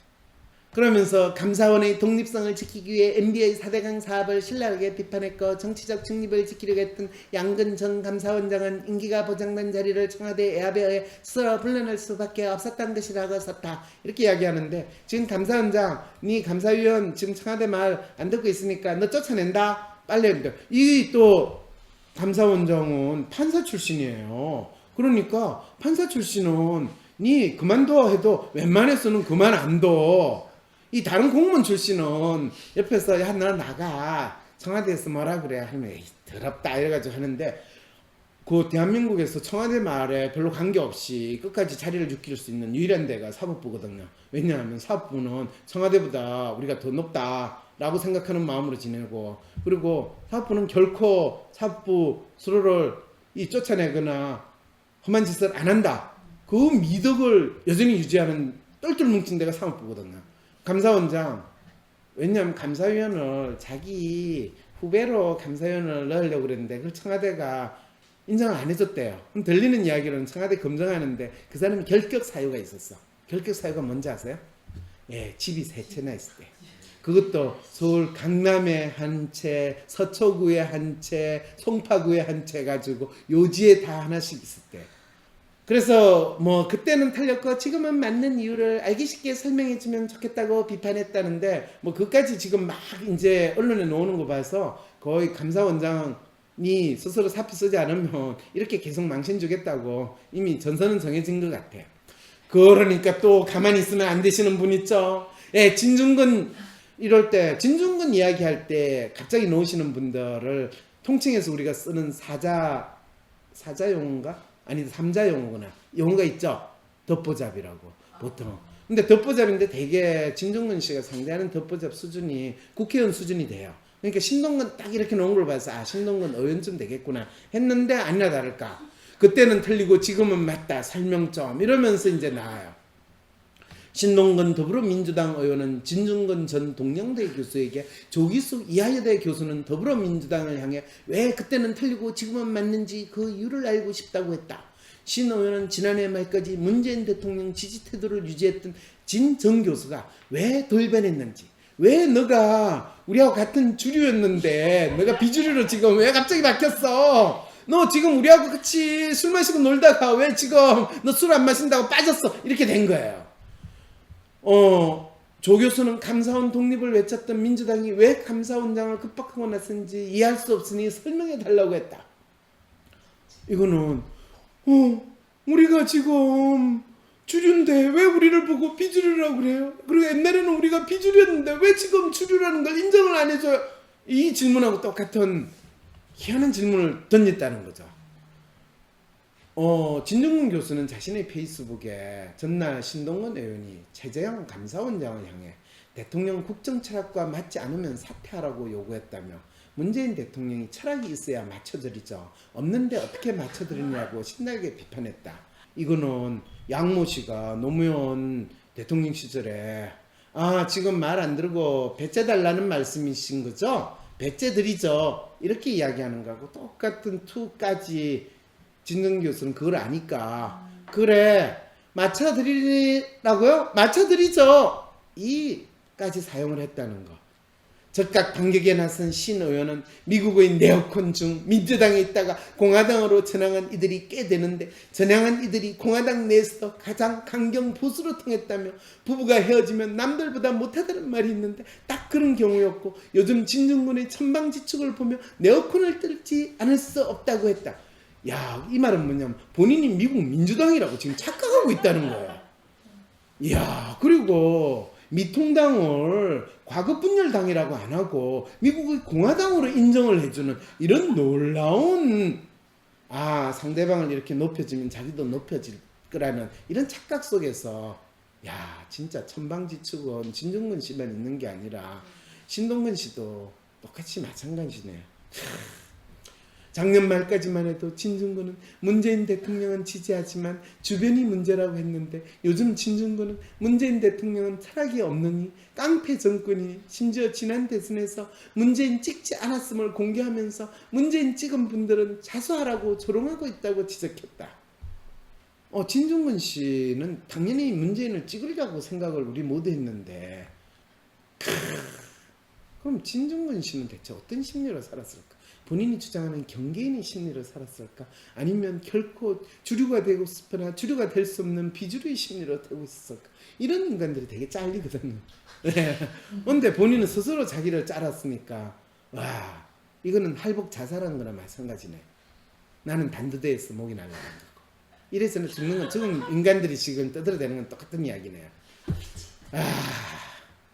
신호는 몇 개월도 안 돼 문재인 대통령에 대한 태도가 돌변한 것인데 몇 개월이 안 돼서 문재인 대통령에 대한 태도가 돌변한 게 아니었어요.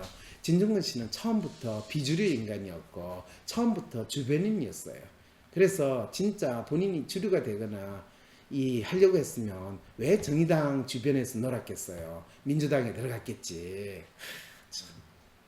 그러면서 진중권의 철학은 무엇이냐고 과거에 아무 일 없었다는 듯이 안면몰수하고 천연덕스럽게 침뱉는 그 멘탈 그 무연고적인 자아가 놀랍고 불쾌하다고 지적하겠는데 사실은 과거에 아무 일 없다는 듯이 안면몰수하고 천연덕스럽게 침뱉는 그 멘탈 그 무연고적인 자아는 비주류의 심리를 이야기하는 거예요. 동가숙 서가식하고 내가 어디에 속하나 내 흔적을 남기지 말고 내가 무슨 짓을 하든지 간에 그것을 있는 그대로 받아들여라 라고 하는 소위 말해서 여성 인권 운운하는 사람들이 운동권 내에서 여성 인권이라는 게 과연 존재했었는가 이런 질문하면 다 그냥 할 말을 잊어버린다고 하는 그런 이야기하고 똑같은 거죠.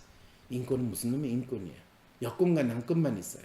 여권은 패스포트. 이런 진중권이 한데 정의당 당원 진보는 농객이라며 노회찬 유시민과 함께 노유진 정치 카페를 진행할 수 있는지 참 이해가 안 된다. 동색이라서 카페를 운영한 게 아니라 색깔이 다 다른 사람이라는 거예요. 어떻게 각기 다르게 죽을 수 있는가를 보여줬다라고 한다면 여러분들은 알 수 있을 거예요. 어떻게 자기의 정체성을 대중들에게 각기 다르게 드러낼 수 있는가? 그 사람들 세 사람의 대표적인 사람으로 한때 노유진 정치 카페가 되는 거고 제가 문재인 정권의 정체는 3명의 여성 장관을 통해서 우리는 확인할 수 있다라고 이야기할 때 똑같은 이야기를 정체성이 어떻게 표현된다라는 거죠. 무연고적 자아, 자유로운 영혼의 추구자이니 유목민처럼 거기에 천막치고 속 키우다가 뜯어먹을 풀이 떨어지면 또 자유롭게 저기에 천막치며 살 수도 있겠다는 생각은 한다라고 진보에서 뜯어먹을 거리가 없으니 보수로 뜯어먹고 있다고 조롱했다. 참 이분은 진짜 이 초원에서 풀 뜯어먹고 다니는 개, 돼지도 아니고 소, 염소, 양의 심리로 지금 이야기를 하고 있는 거예요. 뜯어먹을 거리가 있으면 어디든지 우리는 이동해서 돌아다닌다.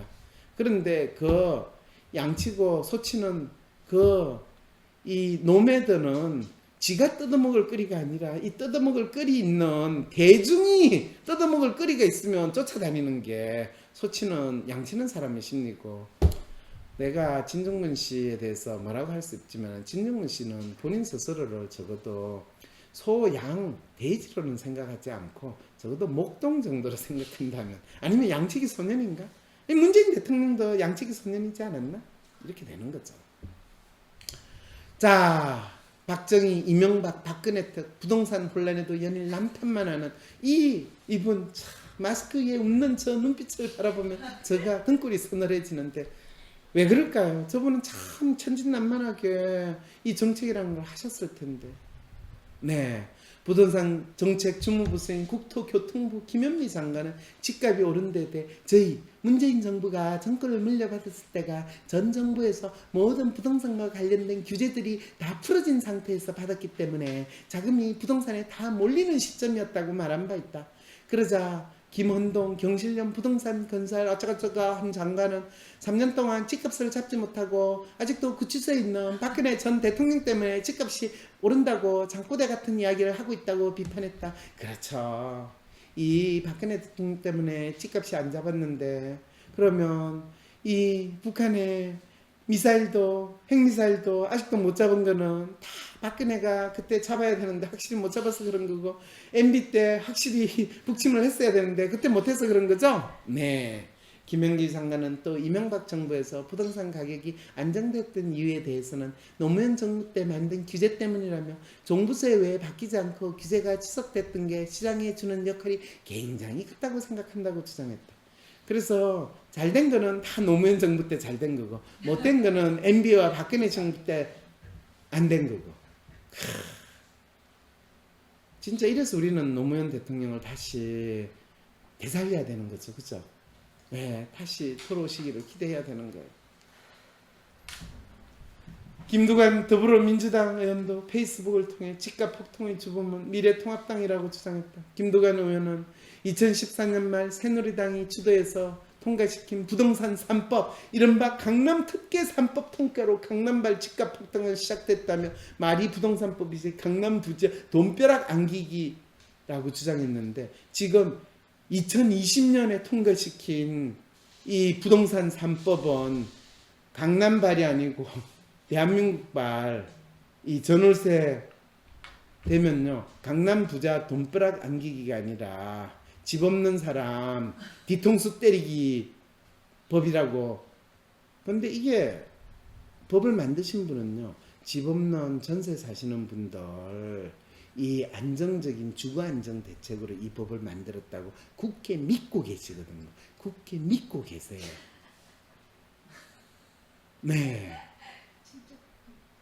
그런데 그거에 대한 결과는 갑자기 모든 부동산에서 전세 매물이 사라지는 기적을 지금 만들고 있다라는 거 알고 계실까요? 그래가지고 1년 사이에 전세값을 1억도 아니고 2억도 아니고 3억을 올려도 전혀 이상하게 되지 않는 아니 5억 전세가 7억이 되고 8억이 되면 어쩌란 말이에요. 이게 미친놈들이 저 같은 이상 이야기를 안 할래요. 네, 결과는 규제 덕분에 엄청 올랐어요. 그러게요. 지금 그 결과 부동산이 폭락하면 금융 부실을 초래하고 기업과 가계부채가 현실화되면 경제가 무너진다며 이것을 문재인 정부라고 갑자기 바꿀 수가 없을 것이라고 했대요. 진중권 전 동양대 교수는 페이스북을 통해 여권의 남 탓을 신랄하게 비판했다. 민주당 사람들은 정의상 잘못을 할 수가 없다. 그렇죠. 본인처럼 정의당 출신이기 때문에 잘못을 할 수 없어요. 잘못을 했다면 그들의 잘못이에요.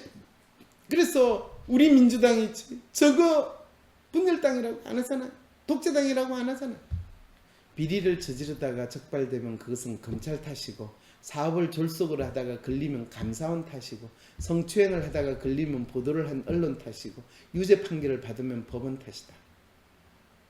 유죄 판결을 받으면 법원 탓은 아니에요. 기소한 검찰 탓이에요. 네. 법원은 이 눈치 보기 때문에 결코 유죄 판결을 안 하고 기소까지 안 하게 만드는 게 법원이에요. 법원 끼우지 마세요. 지금 전세 사는 사람들은 어떻게 되냐고요? 다음에 전세값을 올려줘야죠. 그래서 국민의 마음, 대중의 심리를 그래서 제가 강독을 안 하고요. 그냥 지금 댓글 단글을 한 거. 회오리 바람은 내내 불지 않고 소나기도 계속 내리지 않는다. 노자가 쓴 거를 요즘 매일 부동산 정책을 내고 있는 정부와 여당을 보면 초조함이 느껴집니다. 지금 이 순간 위기에 몰린 쥐처럼 이리저리 분주하게 뛰는 모습 같습니다. 연일 강경 발언하는 삼류 정치인들과 무리한 소급 입법 등이 오히려 이러한 반증이 아닐까요? 7.10 부동산 대책 발표 및 임대차 3법 소급 추가 입법 등으로 인해 혼란스러운 건 사실입니다. 그러나 이때일수록 마음을 다스리는 게 중요하다고 생각합니다. 여러분 아시겠죠? 제가 심리학자가 왜 대중심리를 읽어야 되고 그것이 우리가 겪고 있는 사회 현상, 사회 이슈를 가지고 개인의 심리를 분석하는지 이럴 때일수록 마음을 다스리는 게 중요하거든요. 마음은 다스린다고 다스려진대요? 아니에요. 마음은 다스리는 게 아니에요. 마음은 읽어야 되고 마음은 파악해야 되고 마음이 정체가 무엇인지를 확인해야 되는 거예요. 위기가 닥쳐도 마음을 잘 쓰릴 수 있으면 그거는요 아주 공자님 맹자님 할 시대 때 이야기예요. 이 또한 지나가리라고 생각이 듭니다. 이거는요 예수님 부처님 찾는 종교하시는 분이 마음을 다스리세요. 하나님의 마음을 찾으세요. 이렇게 되는 거예요. 마음은 다스리는 게 아니고 내가 무엇을 믿고 있는가. 이럴 때 여러분들이요 내가 살아생전에 꼭 집을 장만해야 되겠다 생각하시는 분은요 패닉 바잉에 들어가요. 그런데 내가 이렇게 살다가는 죽을 때까지 내 집을 못 가지게 된다 라고 생각하시는 분도 패닉 바잉에 들어가요. 이럴 때 드디어 내가 집을 가지는 때가 빨리 오겠구나 라는 희망을 이때 얻어야 돼요. 왜냐하면 모든 사람들이 집을 가지려고 난리를 칠 때는 곧 사람들이 자기가 가진 집을 버리기 시작하는, 그러면서 하우스 푸어 이야기 여러분 들어보신 적 있죠? 하우스 푸어라는 이야기가 나와가지고 정부에서 집값을 올려라 난리를 칠 때, 그때쯤 되면 드디어 이제 내가 시장 상황을 봐가지고 집을 장만할 때가 된다. 그렇게 되면 은행에서 막 돈 그저 빌려주고 이자율 엄청 낮아지는 상황이 벌어져요. 그거를 10년 안에 꼭 와요. 부동산계의 김영란법이네요. 네, 맞습니다. 김영란법이라는 게 이 나라에서 공정을 추구하고 부패를 청산하겠다고, 부당한 압력, 청탁 금지하겠다고 만든 김영란법은 부당한 압력, 청탁이 아니라 형님, 동생 이러면서 전화 한 통으로 끼리끼리 해먹는 거를 더욱더 잘할 수 있게 만든 완벽한 법이 김영란법이에요. 왜냐하면 평소에 뭐 주고받는 거 없이 전화 한 통으로 일을 하시는 분들은 더 잘할 수 있거든요. 밥을 안 사줘도 돼 이제. 이렇게 만든 게 김영란법이에요. 그리고 그 법을 만든 김영란 대법관인지 판사하신 분은 본인이 대한민국이 깨끗해지는데 일절을 하셨대요. 예, 대한민국이 코스프레하고 이 리얼리티 쇼를 하는데 완벽하게 일절을 하신 분으로 역사에 남으실 겁니다. 국민의 마음을 댓글에 또 부동산 3법과 관련된 기사에 읽을 때마다 울고 싶어요. 변종만 울리고 핵심 근처는 가보지도 못하고 끝나겠구나. 여기다 써야 하는 말인가요? 부동산 정책을 제대로 펼치고 싶은 마음이 있는지 물어보고 싶네요. 없어요. 부동산 정책이 뭔지도 모르고요. 부동산 문제도 뭔지도 몰라요. 왜? 이분들은 부동산 값이 오르든 내리든 그게 지 문제 아니거든. 어떻게 하면 국민들한테 그냥 일하는 거 쇼를 보여주는 거가, 대통령한테 일하는 쇼를 보여주는 거가, 본인 장관 자리 더 있고 싶어서 그러냐? 아니에요. 국회의원도 해먹고 장관도 해먹기 때문에 본인이 지금 죽어도 여한이 없는 분들이에요. 그런데 진짜 제대로 하려고 하면 그냥 우리 문재인 대통령 자리를 걸고 하세요. 이거 아니에요. 지금 그냥 이 정책 잘못한 장관 바로 잡아가지고 바로 검찰한테 넘겨주기만 하면 돼요. 그러면 문재인 대통령 진짜 잘한다고 아마 다시 인기 올라가실 거예요. 그런데 그걸 사표 수리만 하면 사람들은 완전히 닭 쫓는 개도 아니고 완전히 이 울분을 누구한테 풀어야 되는데, 그래가지고 뭐 블랙리스트를 만들던 무슨 리스트를 만들어가지고 지금 주무장관, 핵심 정책 잡았던 국장들 다 검찰로 하여금 기소시키게 만들어요. 그리고 대한민국 검찰은 털면 뭔지 다 만들어가지고 다 기소시킬 수 있는 아주 놀라운 재주가 있잖아요. 그거를 다 활성화시키면 윤석열 검찰총장 또다시 영웅으로 등장하겠죠. 그러면 확실히 정권도 바뀌게 되고 얼마나 좋은 일이에요. 지금 내가 무슨 말이 되는 소리를 한 건가 아닌가 여러분 헷갈리시죠? 저도 헷갈려요. 지금 대정신으로 한국인의 대정신이 읽기가 참 그러네요. 주진영 전 대표가 쇼라고 분명히 못 받더라고. 저는 이미 10년 전에 리얼리티 쇼라고 못 받고 나서 잘렸어요. 저 사람도 잘렸으니까 전 대표라고 이름 붙이는 건데. 자, 심리 코드가 실체를 규정한다. 그럼에도 불구하고 실체에 대해서는 이야기를 해요. 티핑이라는 용어 여러분 들어보셨어요? 티핑 포인트라는 것도 여러분 아실 필요가 있어요. 안정적으로 보이는 상태에서 마치 무엇을 툭 건드리는 것 같은 작은 움직임이 커다란 변화를 일으키는 현상을 뜻하는데, 재밌게도 문재인 정권에서 만드는 가장 법 중에서 문재인 정권의 실체를 사람들한테 징글징글하게 만드는 게 부동산 3법이라는 희한한 사항들. 문재인 대통령은 이것이 진짜 서민을 위해서 최고의 정의로운 법이라고 생각을 했을 텐데, 그것이 문재인 정권의 실체를 국민들에게 알리는 법이 됐을 때, 조그만 자극이 눈사태나 태풍 같은 엄청난 사건으로 바뀌는 것이 티핑 현상의 예들이다. 티핑 현상은 유행이나 대중문화가 만들어지는 과정에서 특히 두드러진다. 우리 사회에서 독특하게 볼 수 있는 리얼리티 쇼도 마찬가지이다. 2009년 사이버 공간에 쓰인 미네르바 사건은 비주류가 주류하는 일종의 쇼 같은 일이었다. 그런데 이 비주류가 이제 주류가 됐어요. 김현미 장관. 김현미 장관의 전직이 뭔지 여러분 아시는 분 있으세요? 여러분, 이 강의 들으시는 분 김현미 장관의 전직이 뭔지, 국민들 김현미 장관이 원래 사회생활을 뭐로 시작을 했는지 질문 던지는 분 아무도 없다는 사실에 저는 참 신기하게 생각했어요. 김현미 장관이 언행원으로 시작했다는 거 하면 여러분 믿으시겠어요? 언행원 여직원 텔러로 시작을 했어요. 사회생활을. 그런데 이 사람이 국토부 장관을 하고 있는 이 재미난 상황에서 그분의 전문성은 어떻게 만들어졌을까?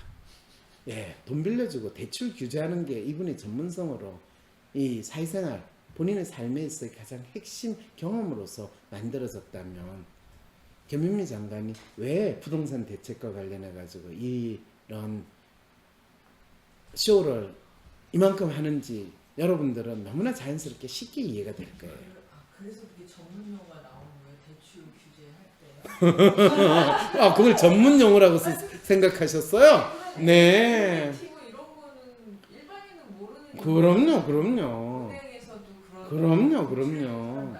그럼요. 그러니까 이 사람한테는 은행에서 적금들 가지고 돈 불리는 게 아닌 부동산은 다 투기꾼인 거고, 그거의 핵심은 은행 금융을 통제해 가지고 얼마든지 부동산 잡을 수 있다라는 거에 대해 조금 더 일말의 의문을 안 가지는 거예요.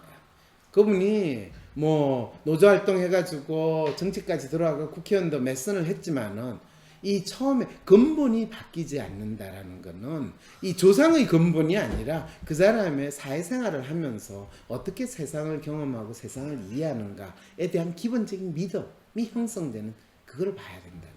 자기 성찰을 안 했기 때문에 계속 그거 반복하는 거예요. 자기 성찰이라는 게 있을 수가 없는 사람이죠. 왜냐하면 은행으로서 자기 사회생활을 시작한 사람은 리얼리스트 성향의 원단의 사람이지, 결코 아이디얼리스트나 로맨티스트가 은행원의 삶을 할 수 있는 상황이 아니에요.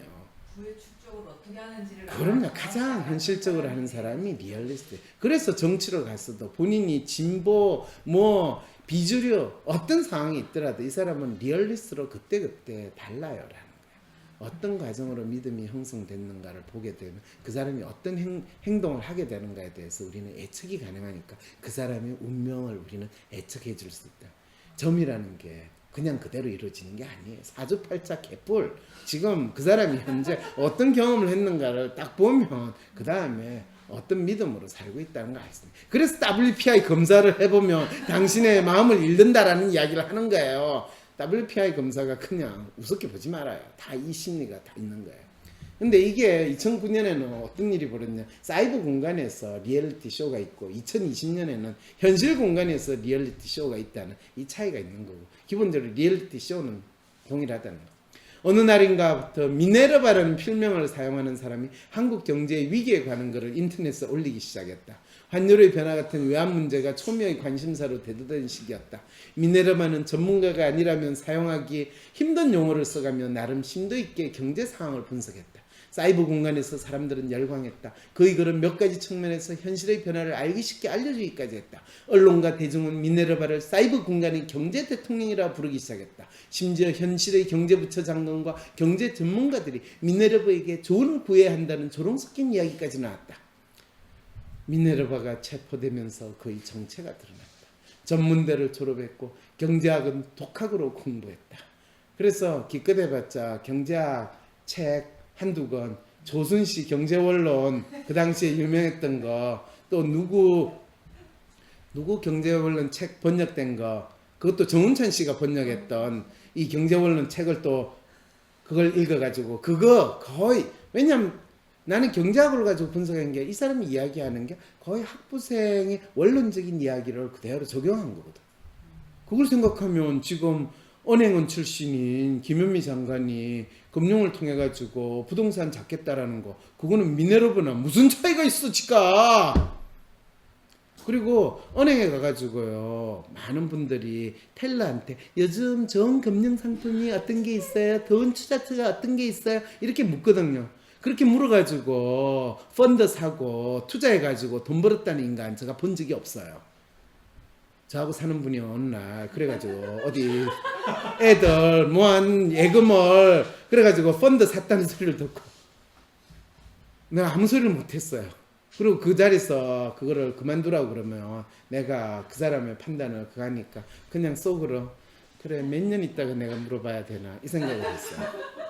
왜냐하면 그거는 그 펀드 팔고 그 좋은 상품이라 판 거는 그 은행에서 지금 마케팅으로 회원들한테 열심히 쪼아가면서 고객들한테 팔아라고 생기고, 이거는 안전해요, 이거는 뭐 어떤 이율이 좋아요 이러면서 지도 정확하게 그게 상품이 뭔지 완전히 이해도 못한 상황에서 팔고 있는 상품이라는 걸 알거든요. 제가 몇 번 가가지고 물어보면서 이 사람은 지가 미치도 않는 이야기를 나한테 하고 있구나를 확인을 했거든요. 그런 걸 하면서 잔뼈가 굵은 김현미 장관이 지금 국민들한테 부동산 정책을 이야기할 때 왜 그게 안 먹히는가, 누구 질문해 본 사람 아무도 없을 거거든요. 그거를 내가 아이고 저 사람 이야기해도 안 먹히는데 왜 저렇게 계속 발표하게 만들까 울고 싶었어. 주류는 미네르바의 글, 아니 미네르바를 사기 범죄자로 봤다. 하지만 비주류에게 그는 자기 생각을 인터넷에 올린 사람인데, 아니 내 생각을 인터넷에 올렸는데 왜 나를 보고 범죄자라고 삼아. 나 미친. 주류와 비주류는 미네르바의 글이 대중에게 설득력이 있었고 영향을 끼쳤다는 사실도 다르게 봤다. 주류는 자신들이 인정할 수 없는 비주류가 사회적 규범인 질서를 만들 정도로 영향력을 미쳤다는 걸 범죄 행위로 봤고, 비주류에게 미네르바는 주류의 질서를 공격하고 새로운 대안적 질서, 즉 대세를 바꿀 수 있는 인물로 보였다. 그래서 연대 정가병 총장이 찌질하게 나를 이 겸직금지 위반 이래놓고 자를 때, 아휴 저 찌질한 인간, 차라리 박근혜 꼭두각시에서 그것 때문에 도저히 너 이 생식기 발언 논란까지는 참을 수 있었는데 꼭두각시는 도저히 못 참겠다고 청와대에서 전화 받아가지고 너 자른다고 했으면 내가 참 아유 그래도 저 인간은 양심이 있네라고 생각을 했는데, 그거 커버하려고 기껏한 게 겸직금지 위반 영리행위래. 이런 그래 그러면 연세대학교는 영리행위하는 기관이 아니고 그럼 뭐냐. 미네르바 사건은 주류와 비주류가 대립한 리얼리티쇼였다. 거창하게 표현하면 산업화 시대의 우등승과 디지털 시대의 괴짝 맞붙은 사건이었다. 사실은 미네르바 사건이 터졌을 때 나의 운명은 어떻게 될까 제가 고민했다면, 왜냐하면 미네르바 사건 터지기 얼마 전에 제가 디지털 괴짜라는 책 제목까지 내가 제목의 책까지 썼거든. 거기에서 한국 사회에서는 디지털 괴짜가 미국에서 스티브 잡스나 이 빌 게이츠나 아마존 뭐 어쩌고저쩌고 하는 그렇게 되지 않고 미네르브처럼 될 거라는 게 너무나 뻔히 보인. 그래서 한국의 디지털 계좌는 감옥을 가는 거나 잘리거나 죽는 게 일이겠구나 그 생각이 들었을 때 이 사회에서 디지털 사회 또는 4차 산업혁명이라는 게 어떤 코미디로 될 것인가까지도 예측이 가능해지는 상황이 되는 거죠. 미네르바 사건은 한국 사회에서 자신이 믿고 싶어하는 것이 무엇이냐에 따라 이 사회를 아니 세상을 다르게 본다는 것을 잘 보여줬다. 우리는 이 사건을 통해 한 개인의 정체마저 우리가 가진 심리 코드에 따라 달라질 수 있다는 것을 확인할 수 있었다. 심리 코드에 따라 미네르바는 범죄자가 되기도 했고 사이버 공간의 영웅이 되기도 했다. 그 사람이 누구인가 하는 정체마저 그를 보는 사람의 심리 코드에 의해서 결정되었다. 실체보다 우리가 가진 심리 코드가 무엇인가를 아는 게 더 중요한 이유이다. 그리고 나서 이 책 나오고 나서 그 다음에 박근혜가 꼭두각시인지 아니면 그 아버지의 그 딸이 되는 영웅인지 그걸 10년 동안 있었고 그거를 또 어떤 멍청한 놈이 꼭두각시라고 이야기하면서 본인이 감옥은 안 갔어요. 단지 목이 잘리는 그런 상황이 됐죠.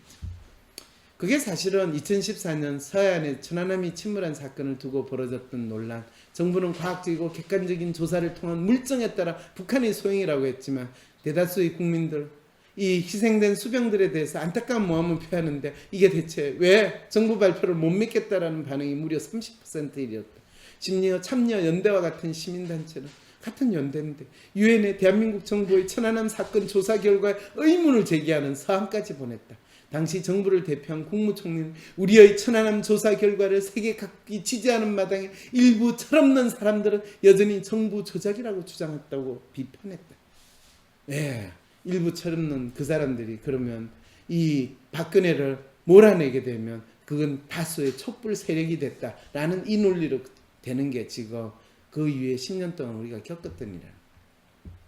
천안함 사건이 각기 다른 집단의 각기 다른 심리 코드를 노출시켰을 뿐 아니라 그 자체가 또 다른 리얼리티 쇼가 된 것은 국민의 반응 때문만은 아니었다.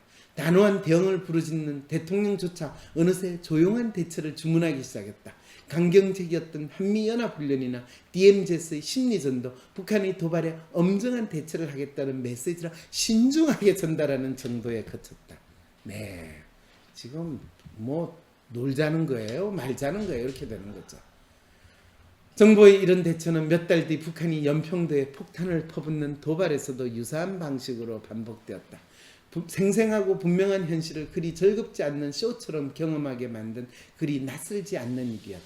그래서 결국에는 금강산 피격 사건으로 결국 마지막 쇼는 어떻게 됐어요? 개성공단을 폐쇄하는 거다가 결국에 박근혜 시절에 개성공단 철수를 하는 완벽한 쇼로 리얼리티 쇼가 그렇게 끝나는 거죠. 한때 정부 발표나 방침에 반대만 하는 것은 반국가 행위로 간주되었다. 북한이 즐겨 사용하는 반동이라는 표현이 남한에서는 정부와 다른 이야기를 하거나 대세를 거스르는 사람에게 진담반 농담반으로 적용되게 됐다. 한국 전쟁 이후 남한과 북한이 대치하는 상황에서 반국가 행위는 이적 행위, 즉 북한을 이롭게 하는 행위를 뜻했다. 대세는 정부의 말에 무조건 따르는 것이었다. 그러나 오늘날에는 정부마저 대세를 형성하기 쉽지 않다. 이러한 사실은 천안함 사건에서 쉽게 확인할 수 있다. 대중의 심리 코드를 알지 못하면, 아니 대중이 어떤 심리 코드를 적용하는지 알지 못하면 정부는 리얼리티 쇼를 만드는 또 다른 집단일 뿐이다. 그 전통이 MB 정부에 때부터 이제 확실하게 만들어져 가지고 박근혜 정권을 거쳐 가지고 리얼리티 쇼를 촛불 쇼, 적폐청산 쇼를 내 가지고 지금 부동산 쇼까지 만들어내는 이 상황이 되는데 그 와중에서 아직도 죽지 않고 지금 떠들어대고 있는 이 황상민은 대체 뭘 하고 있냐? 리얼리티 쇼 제대로 감상하기를 여러분들에게 알려주고 있다면 여러분 이 강독이 진짜 리얼리티 쇼라는 생각이 들죠. 대중문화와 소비 영역에서 일어나는 사회 현상의 이면에는 대중의 심리 코드가 작동하는데 심리 코드는 이에 국한되지 않고 정부와 국민, 부모와 자녀, 경영조와 직원 간에 발생하는 갈등을 해결하고 서로 이해할 수 있는 단서가 될 수 있다. 문제가 된 사건이나 현상을 사람마다 다르게 인식한다는 사실을 알면 서로 이해하고 소통할 수 있기 때문이다. 문제 발생했을 때 우리는 누구 말이 옳은가 하고 묻는다. 그런데 진짜 문제는 모두가 자기 말이 옳다고 믿는다는 점이다. 이 상황을 어떻게 풀 수 있을까? 분명한 것은 누가 옳고 그른지 따지기 힘들다는 사실이다. 팩트 체크, 이게 이슈가 아니라는 거예요. 그런데 팩트 체크한다고 난리를 쳤던 게 이 박근혜 축출하는 그 리얼리티 쇼 하는 과정에서 그대로 일어났다는 거예요. 분명한 것은 누가 옳고 그른지 따지기 힘들다는 사실이에요. 그게 지금 박원순, 성추행, 피해자, 가해자 리얼리티 쇼에서도 일어나고 있다면 여러분 받아들이겠어요? 그래 놓고 아니 불가능하다라고 저는 이야기를 합니다. 분명 동일한 사안을 두고도 서로 완전히 다른 것을 보고 다른 이야기를 하기 때문이다. 우리 사회가 더 다양해지면 다양해질수록 심리 코드도 다양해질 것이다. 심리 코드가 다르면 소통과 공유는 불가능하다.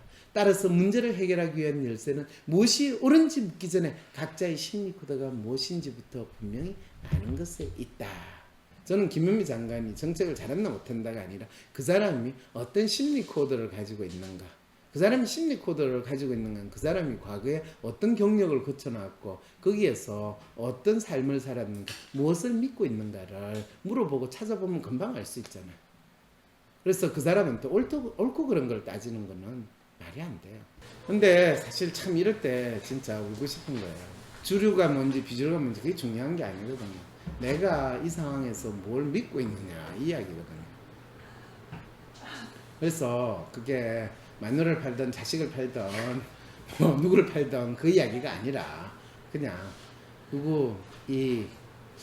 우리가 믿고 있다라는 걸 끊임없이 확인을 해야 되는데 그걸 확인하는 게 싫잖아요. 그리고 참 그게 마치 민낯을 보는 것 같은 그런 상황이 되니까. 네. 저 같은 경우는 지금 나이가 되도록 관심이 없어요. 아 지금 관심이 없으세요? 그러니까 지금 나이가 되도록 예. 그런 거에 대해서 아 돈 버는데 관심이 없어 지내셨다고요? 그러니까 제가 하고 싶은 걸 하면서 살아오셨기 때문에. 하는데 근데 이제 그거는 내가 이렇게 생각하는 거 바깥에 있으니까. 아 그거라는 게 뭐예요? 그러니까 돈 버는 거? 아니죠. 아니면 생존하는 거? 아니면 뭐? 지금 예를 들면 심리 강도에서처럼 바깥 세상에 대해서 예. 일어날 일들에 대해서 그걸 평가하고 결정하는 거에 대해서 아 평가하고 이 결정하는 거.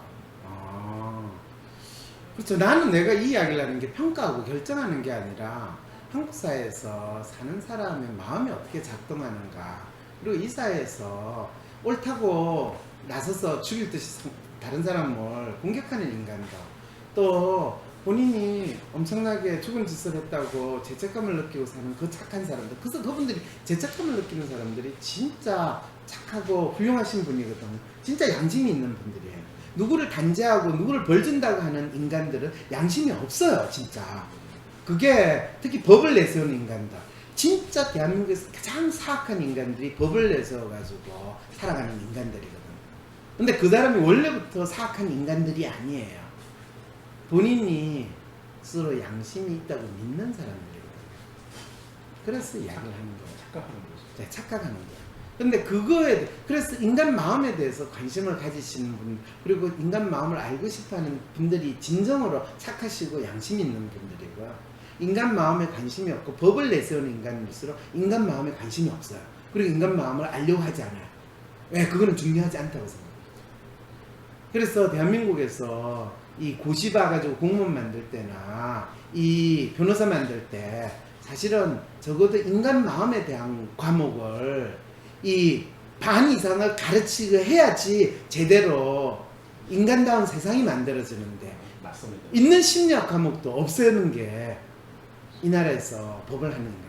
인간을 말살. 그래서 인간 사는 세상, 인간다운 국가를 만들겠다는 인간들이 가장 비인간적인 국가를 만드는 그 현상이 벌어지는 걸 지금 이야기하고 싶은 거죠. 그래서 제가 진짜 이 나라 국민 운운하면서 사람 사는 세상을 만들겠다라고 하는 사람들이 사람 죽는 세상을 더 만드는 것을 본인들도 모른 채로 만드는 그 제약을 저지른다는 그 생각이 들어서, 사람 사는 세상 주장하는 분들 제발 인간에 대해서 좀 제대로 알고나 하세요라는 이야기 계속 하고 싶다는 거죠. 그 인간들이 진짜 징글징글하게 인간을 무시하고 인간에 대해서 무지한 인간들이라는 생각이 들거든요. 제가 어떤 정치적인 견해가 있었던 게 아니에요. 저는 오히려 그 정체적인 견해를 가지시고 교수님이 원하는 그런 사회를 디자인해가지고 보여주고 시뮬레이션 할 수 있으면 좋겠다고 생각해요. 그러게요. 맞아. 법에 이름은 왜 붙일까요? 그게 업적으로 남는다고 여기는 걸까요? 그거 미국 따라한 거라고요. 미국 폼잡니다. 그래서 법에 이름 붙이는 거예요. 그거를 진짜 사람을 존중하고 그 사람의 의미를 둬서 붙이는 게 아니에요. 그냥 뭣도 모르고 미국 하면 좋으면 마치 미국처럼 로스쿨하고 미국처럼 우리가 법치주의로 간다라는 거 그거 쇼하기 위해서 붙인 거예요.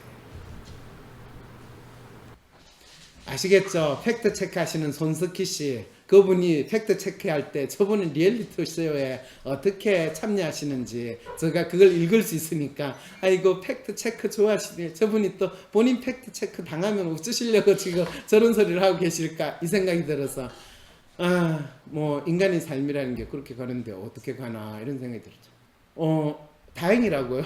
이미 그 본드 날라간 다음에 반토막한 다음에 해지했어요. 네, 뭐가 다행이에요. 꼭 아픈 걸 덜쳐내가지고 지금 그렇죠. 우리는 어떤 심리 코드를 가지고 있냐면 남의 불행이 나의 즐거움의 원천이 된다라는 그런 심리 코드로 살고 있거든요. 오늘 재밌었대요. 네, 역시 불행한 스토리를 이야기하면 재밌다고 생각을 하세요. 네, 수고했습니다, 여러분. 네, 수고하셨습니다.